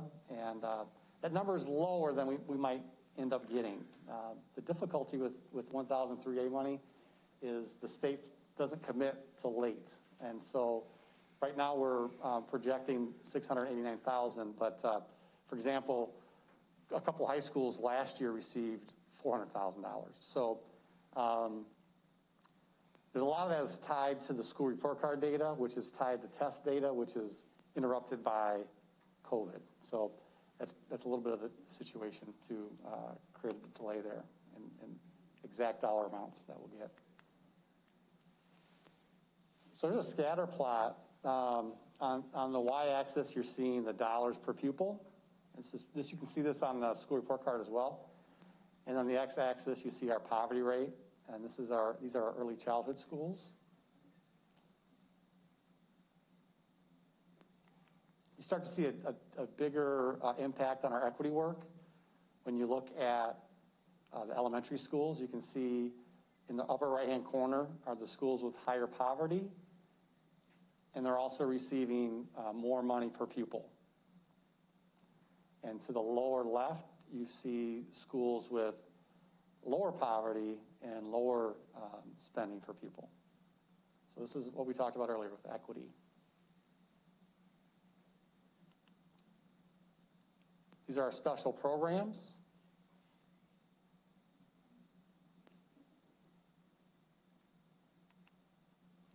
Here are our middle schools. See more of a trend here with the middle schools.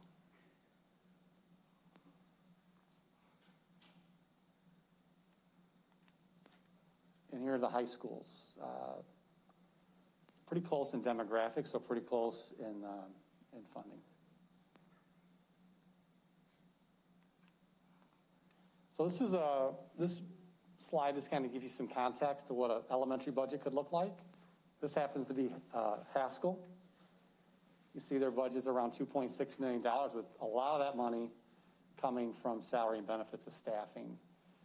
Some examples of what an elementary principal might do with a budget. The principal at Haskell is adding 2 aspiring teachers, which are either teachers finishing their clinical or student teaching experiences or in their first year. She's adding those two and replacing, reducing a position for a tier 2 academic specialist. So she's getting more certified adults in the building to work with students. It's also been a real positive recruiting tool. You get somebody in that's in their clinical years, student teaching years. They get exposed to your school and your school culture. You get exposed to their talents and abilities. And many of these aspiring teachers end up working in our district. So it's been a great strategy for retention and recruiting. This is a middle school budget, and this is Eisenhower. You can see it's a pretty significant dollar amount there, $7.3 million. And again, heavily in the salaries and benefits. The schools team, we're really in the people business, getting the right people on the bus, getting them aligned to the right strategies in the right direction, trying to retain them into our system. So a lot of work around human capital. High school budget, and this is Jefferson. Again, it's pretty significant dollars here, $14 million operation. All the high schools are very similar with their size and enrollment. So you'd see that the other three traditional high schools, and they've had some variances there. They're moving money around, adding more for tutoring. They're adding $100,000 in tutoring, eliminating their BIS, adding a parent liaison. They've had some real success at Jefferson with their parent liaisons. We're starting to gain momentum at all of our schools. We've coordinated some centralized support there with Mr. Dawson's department, and they're really learning from each other on what's working, what are some best strategies, and principals have been very happy with the work that they're doing. This is a total of all the schools' building budgets, so it's $206 million. I think our district budget's around $450 million, so you can see that's a big chunk of the pie there.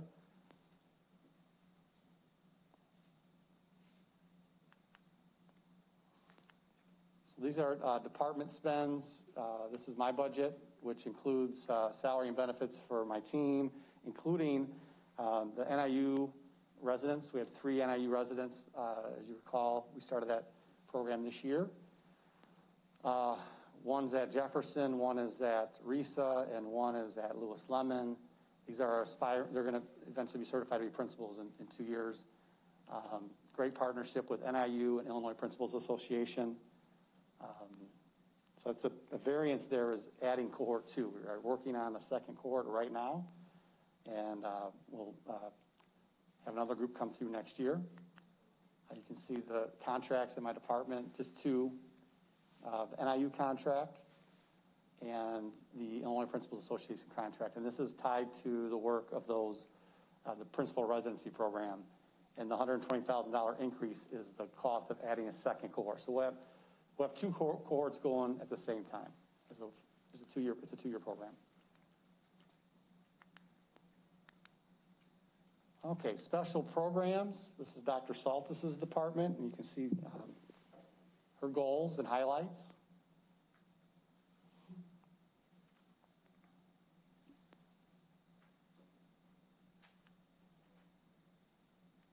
Her budget includes salaries in her department and also includes support for the special programs. Things like gifted testing, that's $96,000 to administer gifted testing.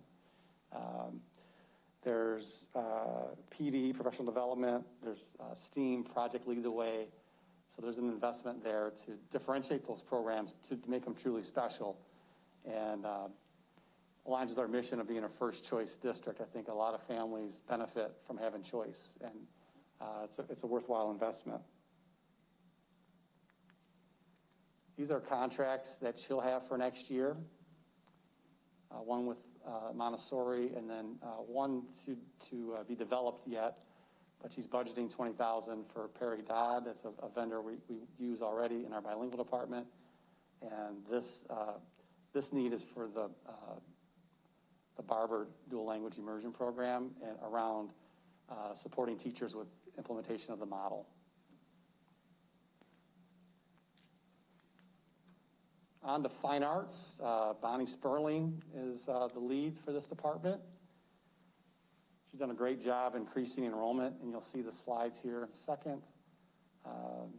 We talk about the arts and athletics as the front porch of our district. It's like the front porch of your house. It's not the most important part of your house, but it's what everyone sees first. That makes a big difference. That makes an impact on perception. We had a little dip the last 2 years, obviously COVID related, but she has grown enrollment and done some amazing things with the fine arts programs. Here's her budget, and again, supporting the schools with supplies, professional development, the Fine Arts Festival. Those are things that she coordinates centrally.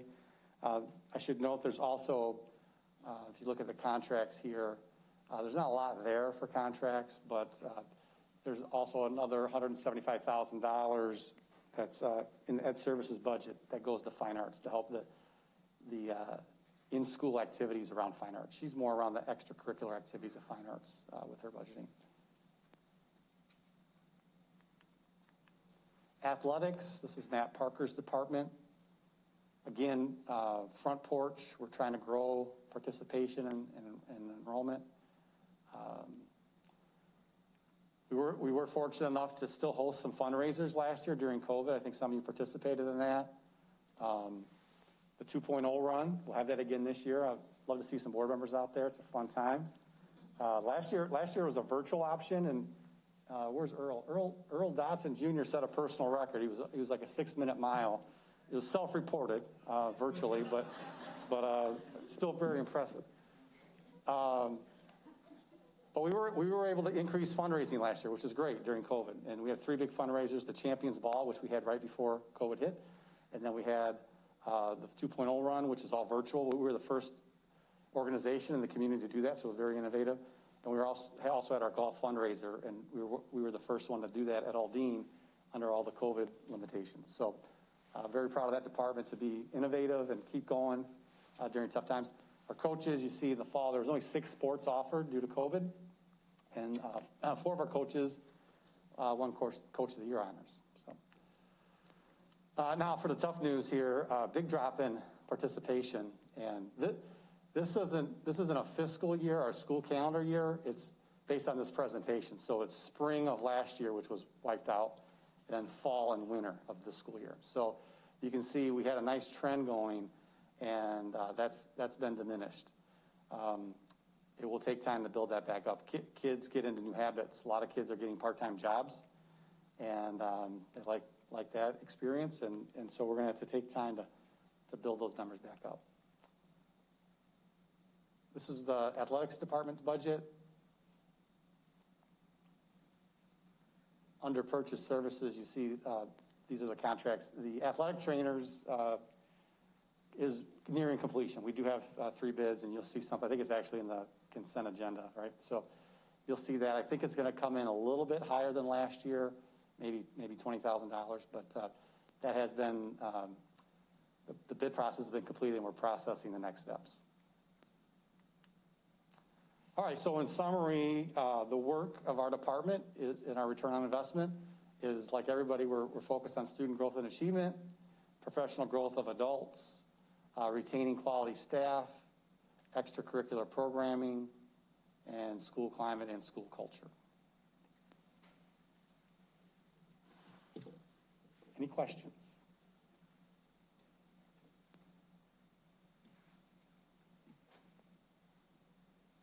I guess if nobody else has any questions. Okay. We had talked about, I had a question that I don't know that you were sure about the answer to back on the slides 153, 152, 153, 154, 155.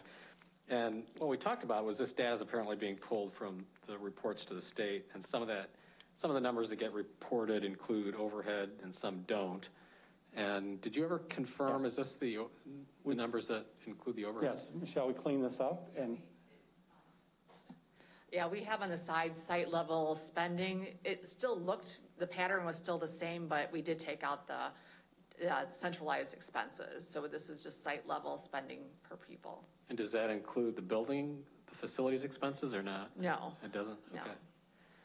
So the original version that I had seen of this, the discussion that we had was that it included facilities expenses, which I was concerned were skewing the results because older buildings are more expensive. And so it would just look like we were spending money on kids who go to older buildings than the newer buildings.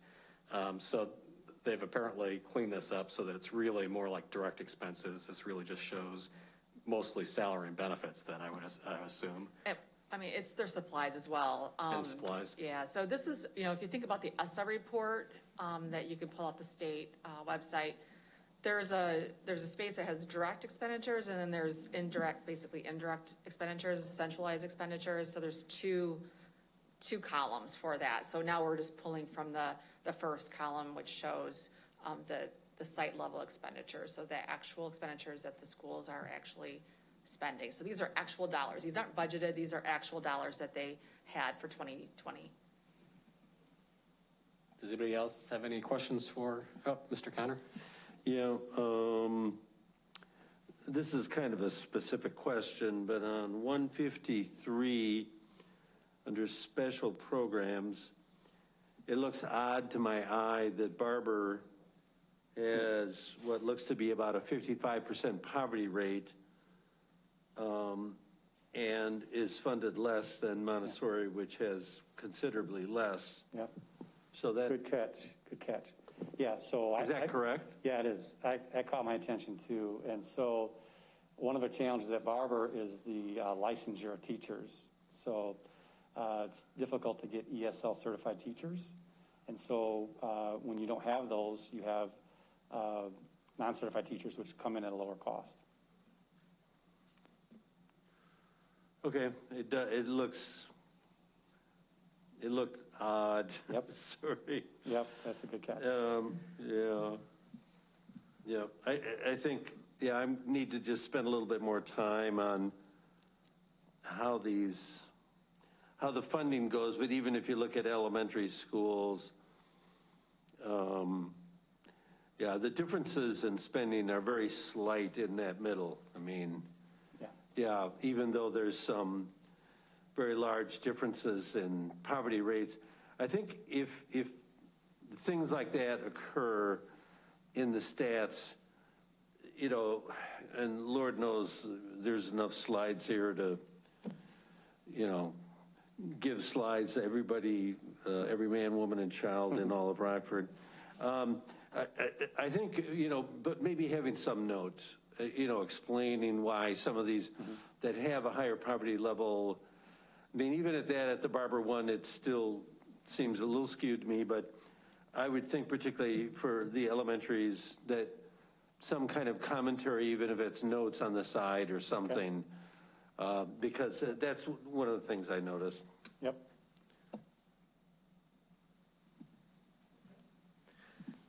All right. Any other questions for Dr. Vosberg? If there are none, thank you, Dr. Vosberg. And now Ms. Detman will present the schools ED division fiscal year 22 preliminary budget. Okay, and I'm going to do it in 13 minutes flat. So get ready, everybody. I'm going to go relatively quickly, but if I do go too fast, please feel free to tell me to slow down, and I shall. We are associated primarily with goals 1 and 3, growth and achievement, optimal climate. We are a rather mighty and robust team. Our org chart looks a little bit different this year. We have incorporated formerly SSAL, or Student Support and Alternative Learning, into the Student Services Division now under the leadership of Jen Lawrence. And so we are welcoming that team into the Ed Services team as well.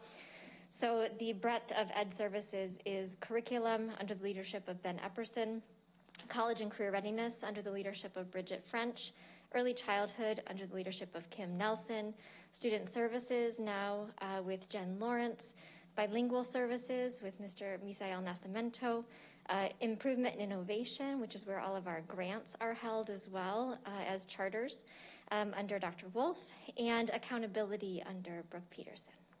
And of course, we are supported by Cindy Marsh, who is a fantastic support to our entire team.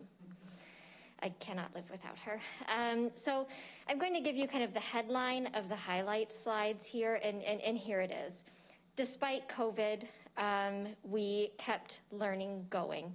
That is really the highlight of the Departments of Ed Services, is that sometimes at 2 a.m., sometimes over the weekend, often at the expense of a lot of things, we pivoted on a moment's notice with guidance from the state and kept learning going. And that is, I'm just incredibly proud of the tenacity of my team in being able to do that and still accomplish so many things in the last year with the resources you allocated to us.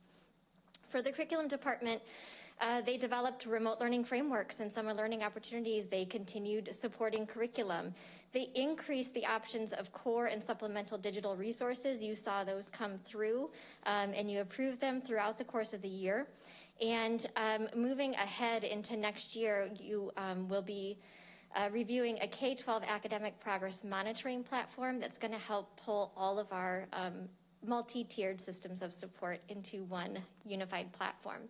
College and career readiness, we increased opportunities in a multitude of ways. First, we continued the expansion of early college credit. We offered 15 additional dual credit courses over the last year, which is pretty fantastic. We also now have transitional coursework in place, which means that our high school seniors have 1 foot in secondary and 1 foot in post-secondary, and they leave us, if they earn a grade of C or higher, ready for those 100-level courses at Rock Valley, which is critical to many of our students' success in actually obtaining a diploma. We also had virtual opportunities for students enrolled in Running Start and senior semester. We also increased our virtual tools that we had available so that our CTE, or career and technical education, did not stop despite the pandemic. We adopted Tooling U that allows our production students to earn certifications through the platform. We leveraged Defined Learning for project-based learning units and held some virtual career awareness events, kind of like the Academy Expo, because we could not do the Academy Expo. We also expanded our community partnerships. Some of our students designed signs for the city of Rockford. We had the Senior Mentor Program, which Ms. French described to you earlier, and we developed a warehouse for community contacts aligned to work-based learning experiences for our students. In early childhood, wow, what a challenge over the last year, but we kept things going. In our birth to age 3 programming, we moved from home visiting services to a virtual model, and some of these videos of parents interacting with their child through technology and support with someone on a phone or an iPad is not only a testament to the tenacity of our home visitors, but also the real commitment of our parents to keep things going. And so we did that virtually. We also provided at-home learning kits and consumable materials so that parents had the materials they needed in their home in order to keep these going. In preschool, we actually delivered both in-person and remote learning 5 days a week. We created remote learning curriculum and assessment guidance, and we provided technology and at-home learning materials for all students. In special education, we provided consistency in services during the pandemic. That was everything from creating guiding documents and coaching for special education staff to maintaining compliance and delivering instruction 5 days a week for all of our self-contained programs. SSAL, this is a new department for me. It's now called Student Services, but as a reminder, some of the highlights from this department include the Connected School Model, Truancy Intervention, SILE, SIUP, and Alternative Learning. So a few more acronyms for me to know and understand. And in the bilingual department, we completed our last year of TBE curriculum alignment with Paridad, which essentially means that for our language learners, we now have socio-cultural supports embedded in our units of study in elementary literacy. We also added more ESL-endorsed teachers. We have 94 gen ed teachers now who are ESL certified, and we have an additional 20 currently enrolled. We also adopted Spanish foundational literacy materials. So just like we offer for our English-speaking students Reading Horizons, we now offer Benchmark for our Spanish-speaking students. We're also proud to expand our Arabic program into the middle school this year for the first time. In innovation and improvement, we continued with kind of more of our compliance pieces here through our assessments for learning. So that's NWEA, also known as MAP, SAT, IAR, and ISA. ISA stands for Illinois Science Assessment. They continued to support supplemental funding, programming, resources, and personnel through federal and state grants, 21st century after-school programming, teacher development and support through Title II, and then, as you're all intimately familiar with, the Charter Renewal Framework and Accountability System. In accountability, we're continuing to support and monitor the district priorities. This includes much of what you saw tonight with the PDSA process, academic return on investment, the school scorecard, which will now morph into the system-wide framework for improvement, and of course the employee engagement and school quality surveys, which you experienced tonight as well. So in the next few slides, you can see the numbers here associated with our budget. You can look at Ed Services Division in two ways. The first is without grants, and the second is with grants. If you look at the total line without grants, you can see an increase of $389,000. That's kind of split across the multiple departments. And the total with grants is an additional $6 million. We have additional money coming in through grants, which allows us to spend more money related to achievement through those grant structures, and that includes some of our ESSER dollars that have come through. I'm going to hit just the highlights and the detail of contracts because there are many, many slides. If you have any questions, however, I'm happy to answer them.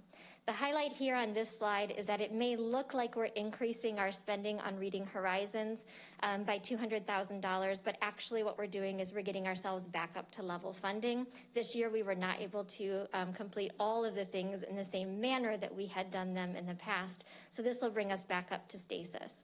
And then also in SAVAS, or K-5 math licensing, this is a placeholder while we have like a lapse in what we're currently doing. We're extending what we're currently doing for one more year and grabbing a team of teachers to determine what resources they need moving forward. On this slide here, the biggest add is the Renaissance Learning. That is the K-12 MTSS progress monitoring tool. Oh, I guess I should be looking this way. Here on this slide, you'll see some slight increases in Music First, CUDA, Wirus, and Texas Instruments. These are all things that were either added as a result of remote learning by request for teachers or just prorated because we adopted them midway through the year. So these are not straight increases. These are bringing us up to level spending for an entire year. Overall, you can see an $800,000 reduction here in 9-12 electives and advanced placements. Those were one-time spends kind of aligned with our curriculum design process that we will not need moving forward. When you look at the entire department, there's a reduction of $172,000 or $173,000 in contracts. In college and career readiness, we have some modest increases of $37,000. You can see that these are a result of an increase in tuition costs for Running Start and the increase in the number of students enrolled in dual credit, which I don't know about you, but I'd be happy to see that number continue to grow and grow. With our early childhood, we will always see these come through as flat because the funding for the grant, for the life of the grant is flat. But we also see that there was a slight reduction in transportation. This year, we were able to use some carryover dollars to provide more transportation. Next year, we'll be back down to what we usually spend on transportation. And then you can see a slight increase in the support services of Lynn Liston, who's our infant mental health consultant. One of our federal grants kind of stopped supporting a portion of her work, and so we're using other sources to increase her support. Our schools appreciate her. In special education, there's quite a lot here, and I do have Ms. Cyrus here in case you have specific questions I'm unable to answer. You can see that we're budgeting kind of a flat amount for therapeutic day, same for ILC ombudsman, and the home and health tuition. You just recently saw the contract for Project Search, which offers job opportunities for students with disabilities, come through, and then NIA flat there as well. Overall, there's a reduction of $507,820, and you can see that mostly comes from SLPs, speech language pathologists, and sign language interpreters. This is not a reduction in SLP services. This is pulling that money into the NIA contract and not moving forward with individual private contracts for speech language pathologists. That also means that we are Well, I guess that's what that means. I don't think I need to add another sentence there. How about that? In the next slide, the headline here is really the STAR autism. We added, I don't know if you remember this, it came through.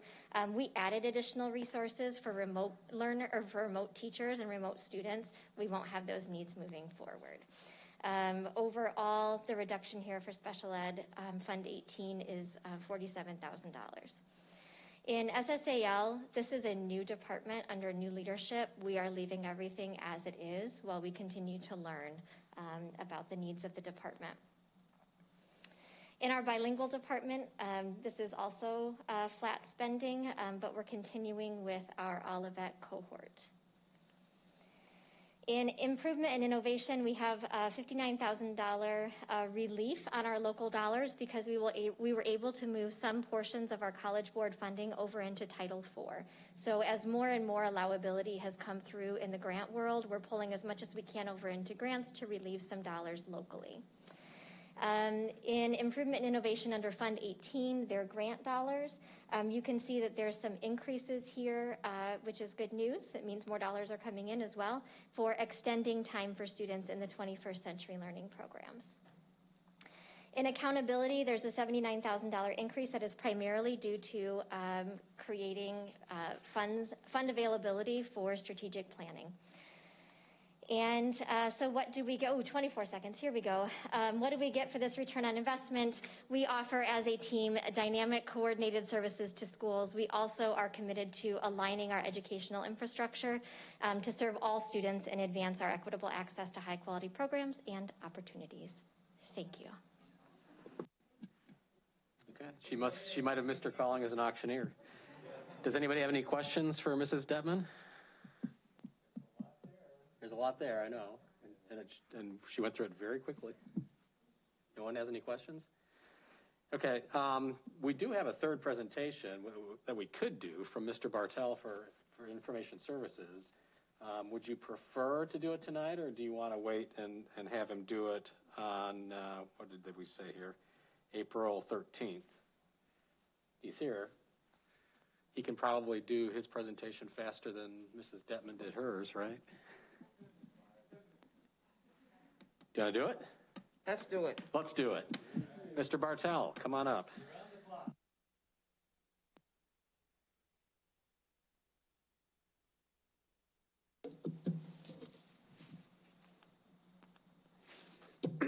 All right, here we go.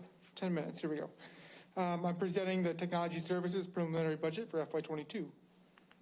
We support Goal 3, Strategy 5, which is Optimal Climate and Facilities and Technology. This is our current organizational structure for the department. We actually have 3 departments and 4 disciplines. A couple of notable changes this year is the technology department was elevated to the cabinet level, and then we specifically broke out IT security to place emphasis and focus on that going forward, and we placed Matt Johnson as the ITIS security director for that team. These are some of our highlights, just kind of an overarching statement. We spent a lot of time and we've accomplished a lot over this past year, really focused on supporting remote learning during the pandemic. We've actually had an increase in help desk tickets by about 18.6%, which is about 2,730 help desk tickets, and we were able to manage those and deployed a large number of iPads and Chromebooks, 14,000 Chromebooks and 4,450 new iPads in this past fiscal year. And we've had about 1,200 repairs as well, which is significantly higher than previous years. Some more of our highlights here as well. One of the big ones on here I'll point out is the integration of ClassLink, which is our one-stop shop for our students and staff, which is supporting about 65 digital learning tools, which we've built on over the past year as well. This is our budget summary here. Notice we've got a slight decrease in salaries and benefits. We reduced our overtime here in FY22, and we've also had some staff retirements as well that brought that number down. In our purchase services, in FY21, we actually leveraged several different vendors for some large-scale complex projects that were one-time spends. We no longer need that support. We've had a knowledge transfer, and our staff are managing those here going forward. For our supplies, we actually have picked up all the Chromebooks and iPads, all the devices. Many were covered under Title I funds in previous years and covered from a supplemental. Because of the pandemic and our necessity to move to one-to-one, we've actually moved those dollars into our Fund 10 budget and are supporting that centrally from the technology services budget going forward. For our non-capital and capital items, we have several several projects that are part of our five-year strategic plan, including cell repeaters, multi-carrier cell repeaters in buildings, replacing some of the old PAs and clocks in the buildings with digital ones that we have in many of our schools, as well as a phone system upgrade as well. Here's the highlight of some of our contracts. I'll just hit on a few of these. The one I will hit on this slide is the third-party vendors. Recall last year we committed roughly $1 million to support our IT security to ensure that we are safe against any type of malicious attacks to our systems. This includes a number of different contracts that support our disaster recovery, our backups, as well as our multi-factor authentication, email security, and a number of other things. All of those which create our RPS IT cybersecurity framework, which is aligned to the NIST cybersecurity framework, which is a nationally recognized best standards and practices. These are some of our student resources and remote resources that we have for contracts. Notice the big change for the AWS virtual labs. We budgeted $275,000 in this current fiscal year, and that was based on projections. We have 1,837 seats and 49 different classes with students there, and we based that on projections of about 2 hours per day per student, and that came in drastically less here. So we were able to project that out with a little bit of contingency to be able to support those graphics labs for those remote students using Chromebooks. On this slide, you'll notice the Power School vendor, we've got a decrease of $121,000.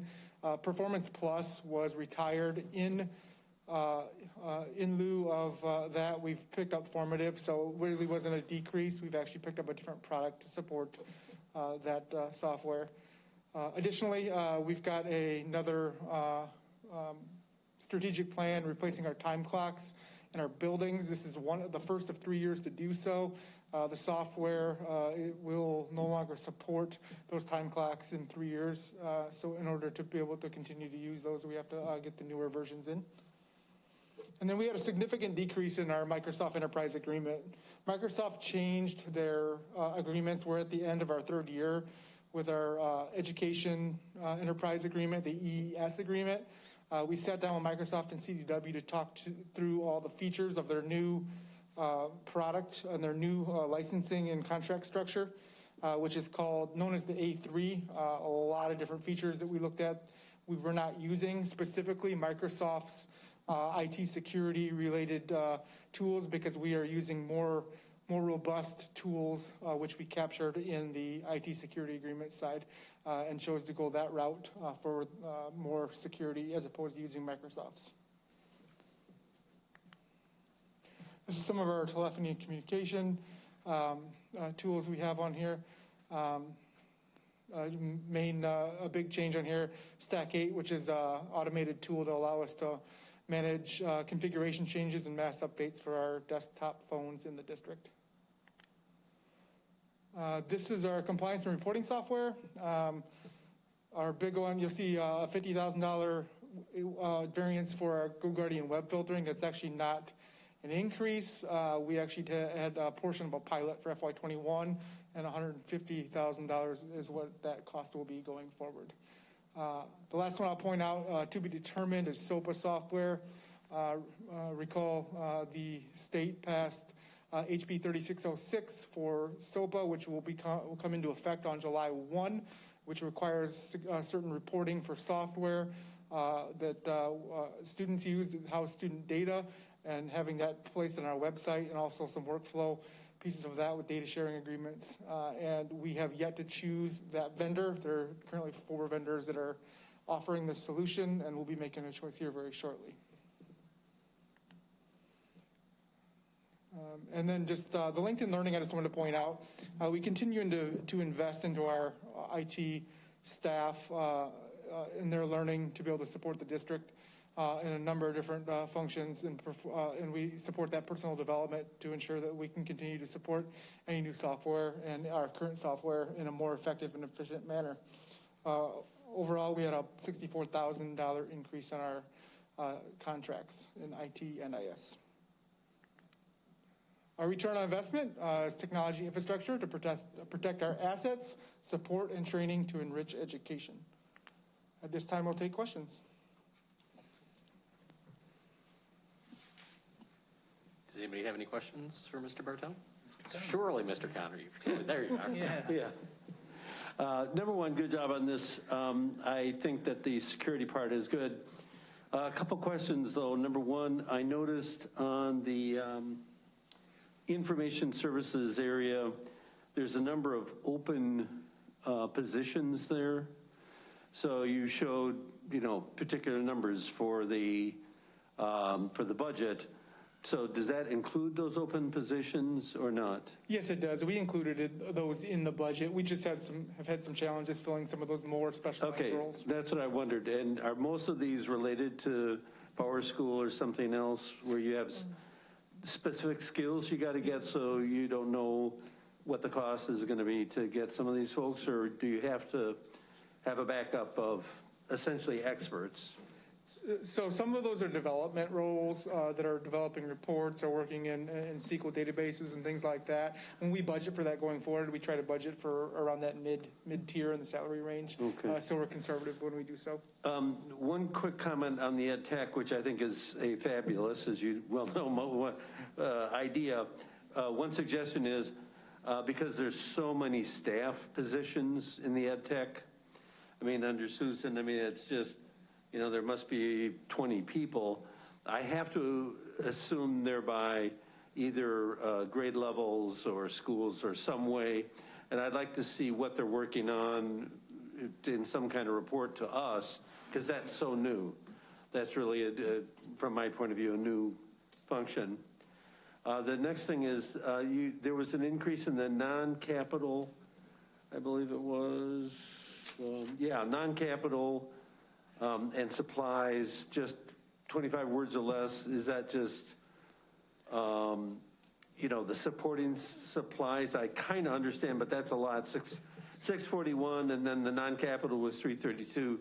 So in total, that's $1 million increase on both those. So with the supplies line, that is our Chromebooks and iPads. So we did have that shift from Title I into our front end budget. And then from the non-capital, there are several 5-year some of our strategic planning. We've got some network infrastructure that'll be coming out of there, most of which, and we've only budgeted for 15% for that network infrastructure because it's E-ratable. And we're in the third of 3 years to upgrade the entire network for the district. It also covers that replacement of those digital clocks and PAs in some of those buildings that have had old infrastructure for 30 or 40 years. So maybe this is to Mrs. Yar, but supplies seems to me an odd line item for the Chromebooks. Okay, if you look at non-capital and capital, there's a $332,000. The net effect of that is zero. Okay. So I think it was reclassed, and I think it's really sitting there, isn't it, Mrs.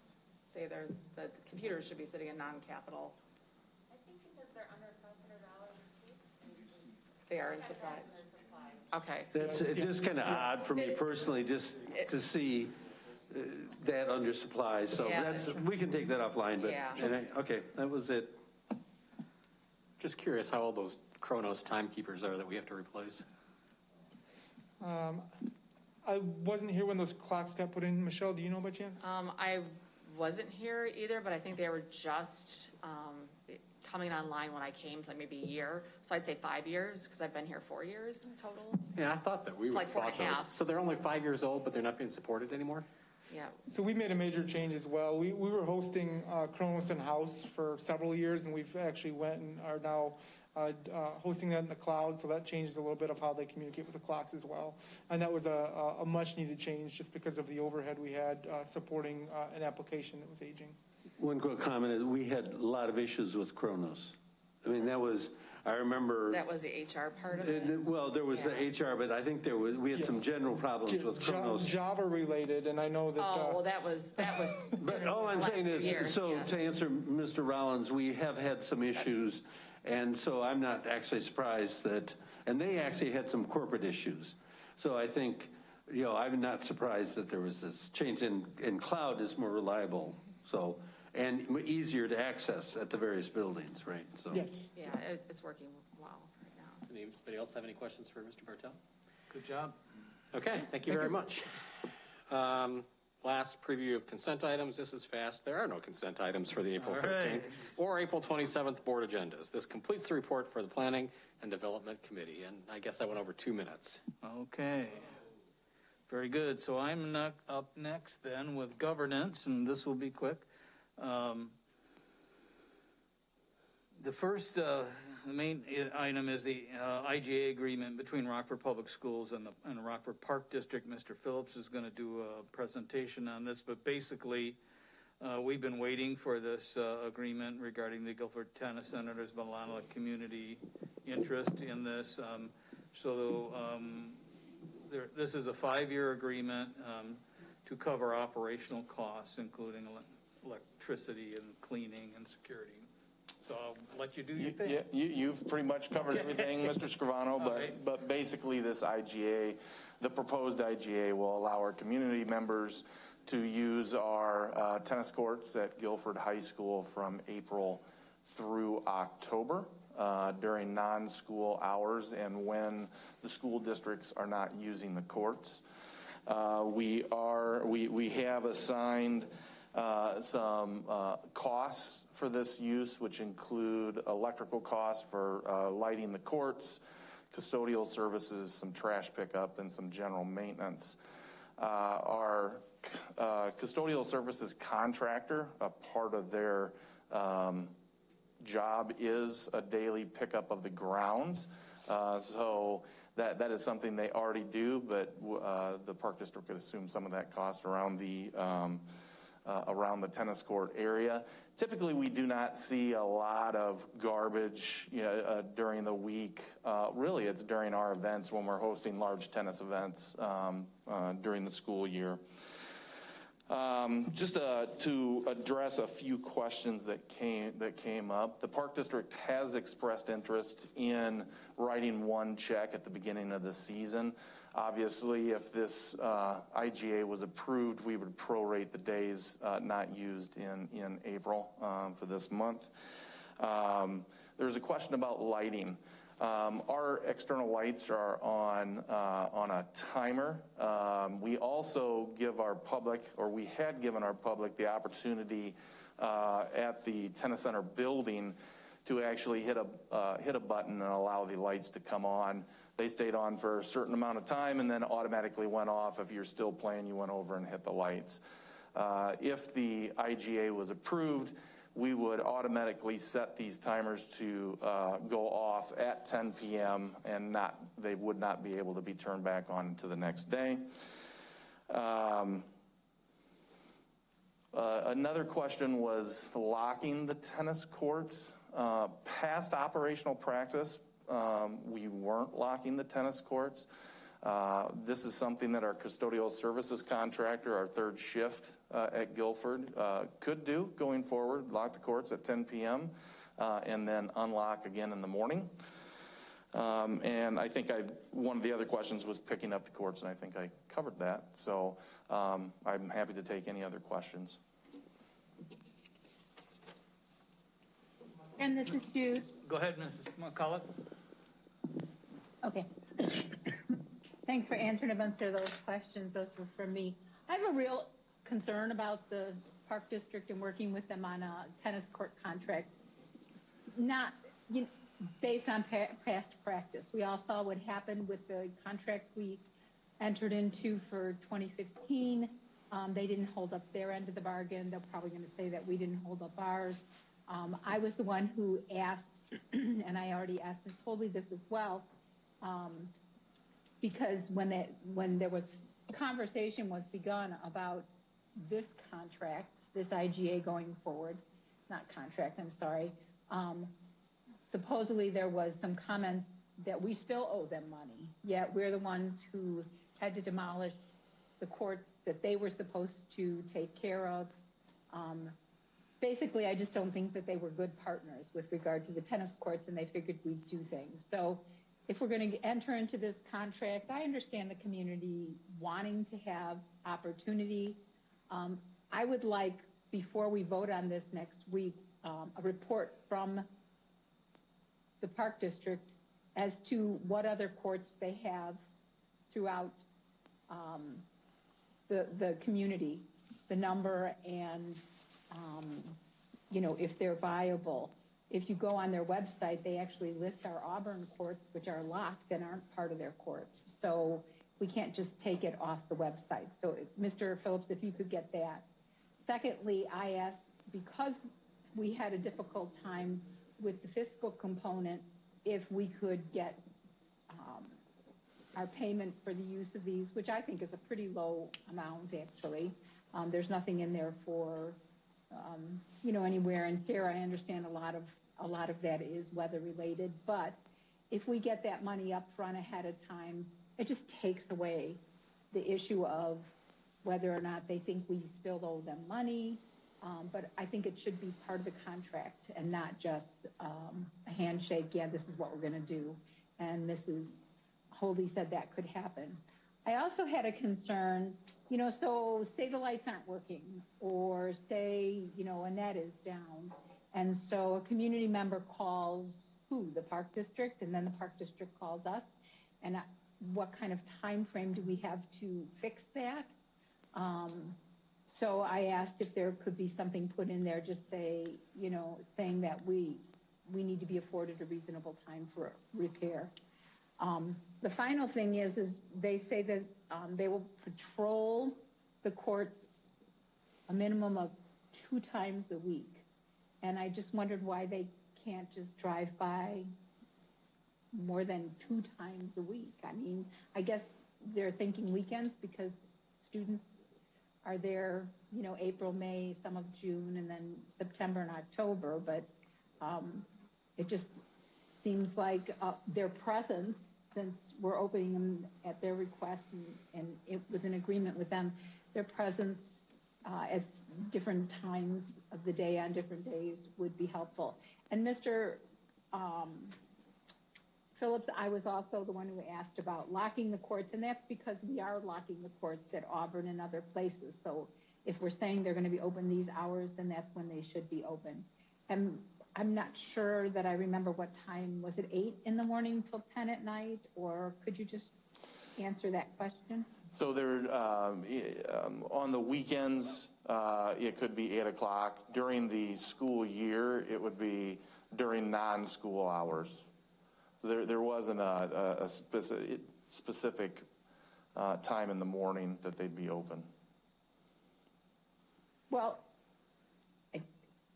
having worked with the Park District on their last IGA with us, the more you put in this IGA, the more clarity there is, and it leaves less to question, so that we can see that we're both meeting our end of the deal, and at the end of this season, hopefully have had a good experience and can go forward with it the following year. So I'm going to assume that you will be reporting back to us as to how things went. I'm glad the trash will be picked up, because I know that we had pickup in there, but I just wasn't sure how that was being covered. And so I'm going to leave you with how many other courts do you have throughout the community? Can we get into writing what the hours will be on the weekend and during the school, and that they will be locked when they're outside of those hours, and whether or not we can get patrol an increased number of days, and get them to commit to prepaying for the season. Do you want to comment on any of those? I think the patrol, based on the fact that we, during school days, we have security there. Correct. That was something that I asked for, that they. Okay. Mr. Conner. Right, but they're open June, July, and August. Understand, yeah, okay. That's more the concern, is just Okay. during the summer when kids are out and about. Okay. Mr. Conner. Yeah, I think for Mrs. Goldsmith, does this change anything about our liability, the fact that we're extending the hours, or it's under the aegis of the Park District, or whatever liability covers public use today? This change is just a part of that.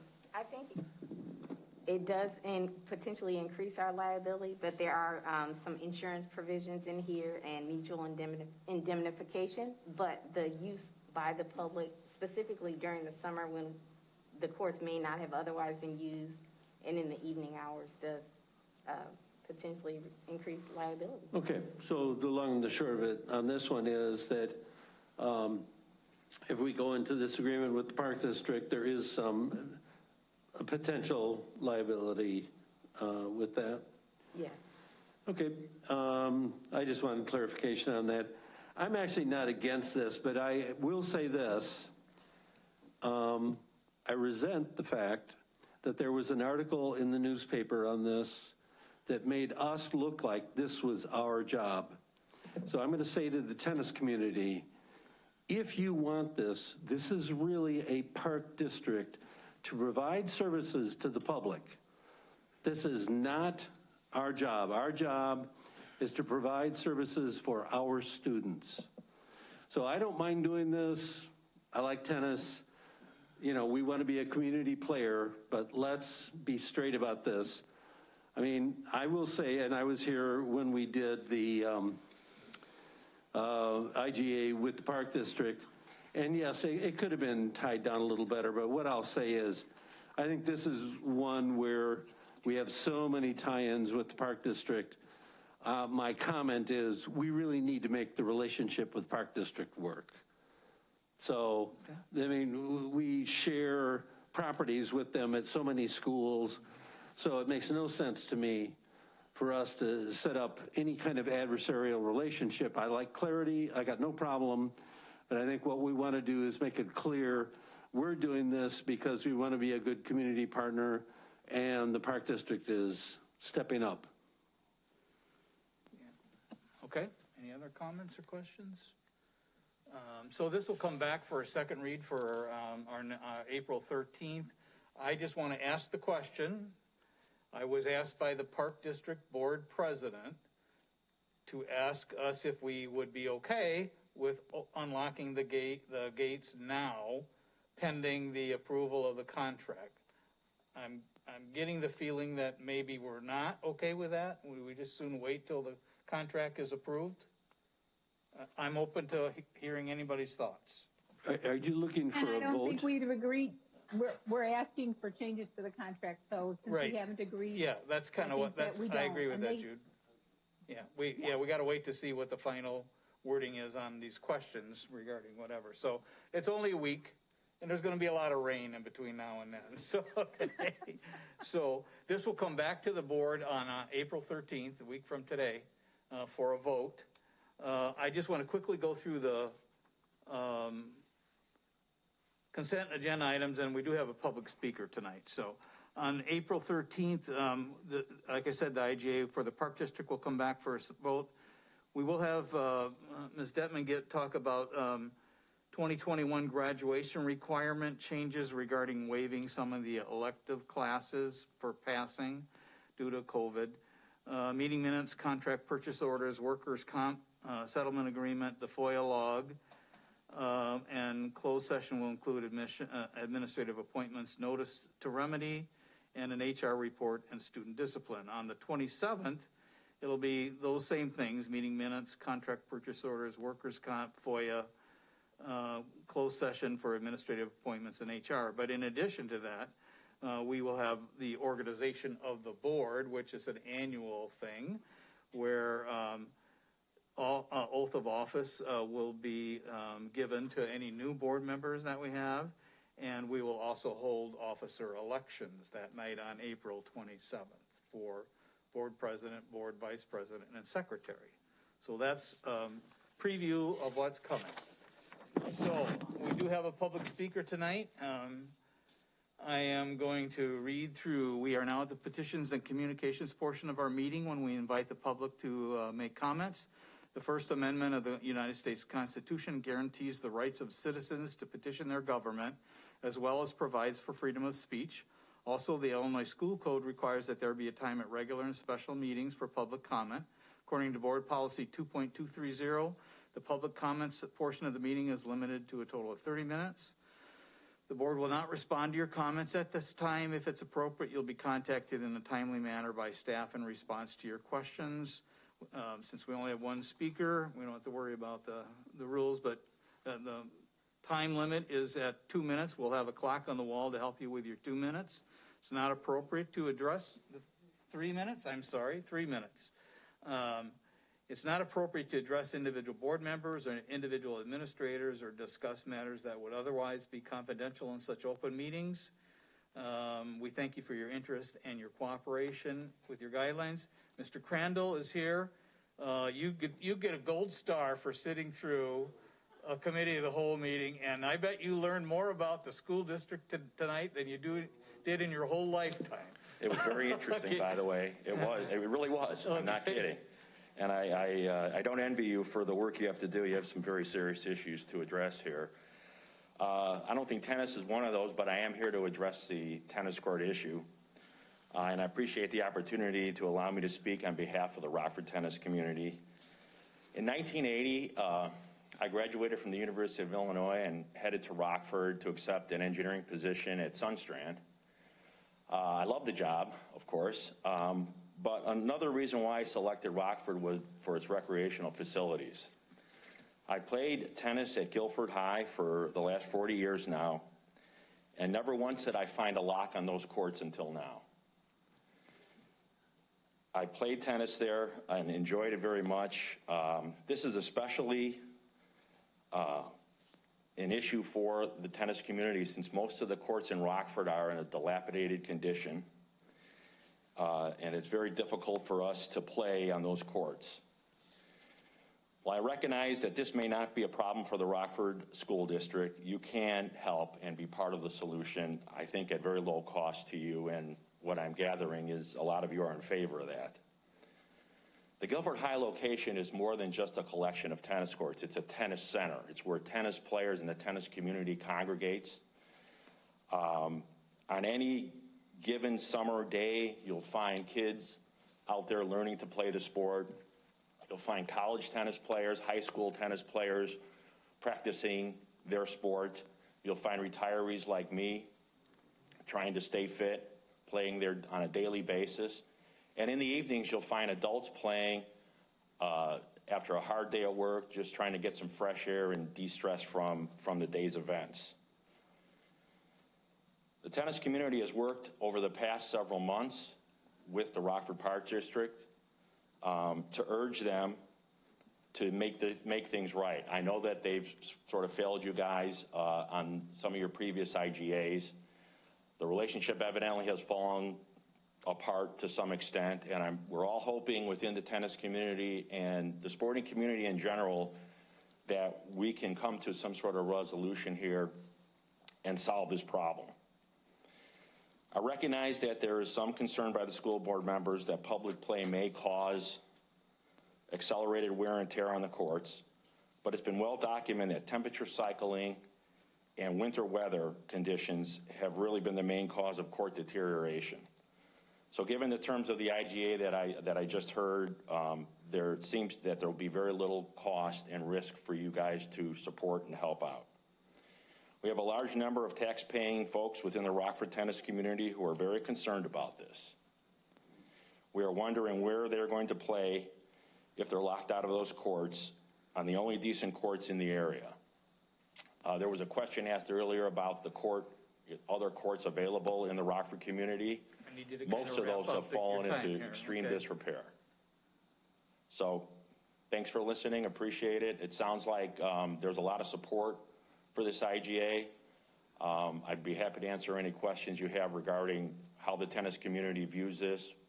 But at this point, there's a lot of concern and a lot of distressed people. And I can tell you right now, people are jumping that fence right now. If you go there in the afternoon, you may want to send the police or something, I don't know, but there is really no other place to play in town. If you look at the condition of the courts and the lack of investment in the sport of tennis in this community, it's very distressing. And so Guilford has been the only place that's been available. Thank you, sir. Thank you. Okay. Okay, so Mr. Phillips has a couple things to follow up on that I recorded. Any other business for tonight? All right, if not, I'll take a motion to adjourn. So moved. Moved by Mr. Connor. Second. Second by Mr. Rollins. All those in favor say aye.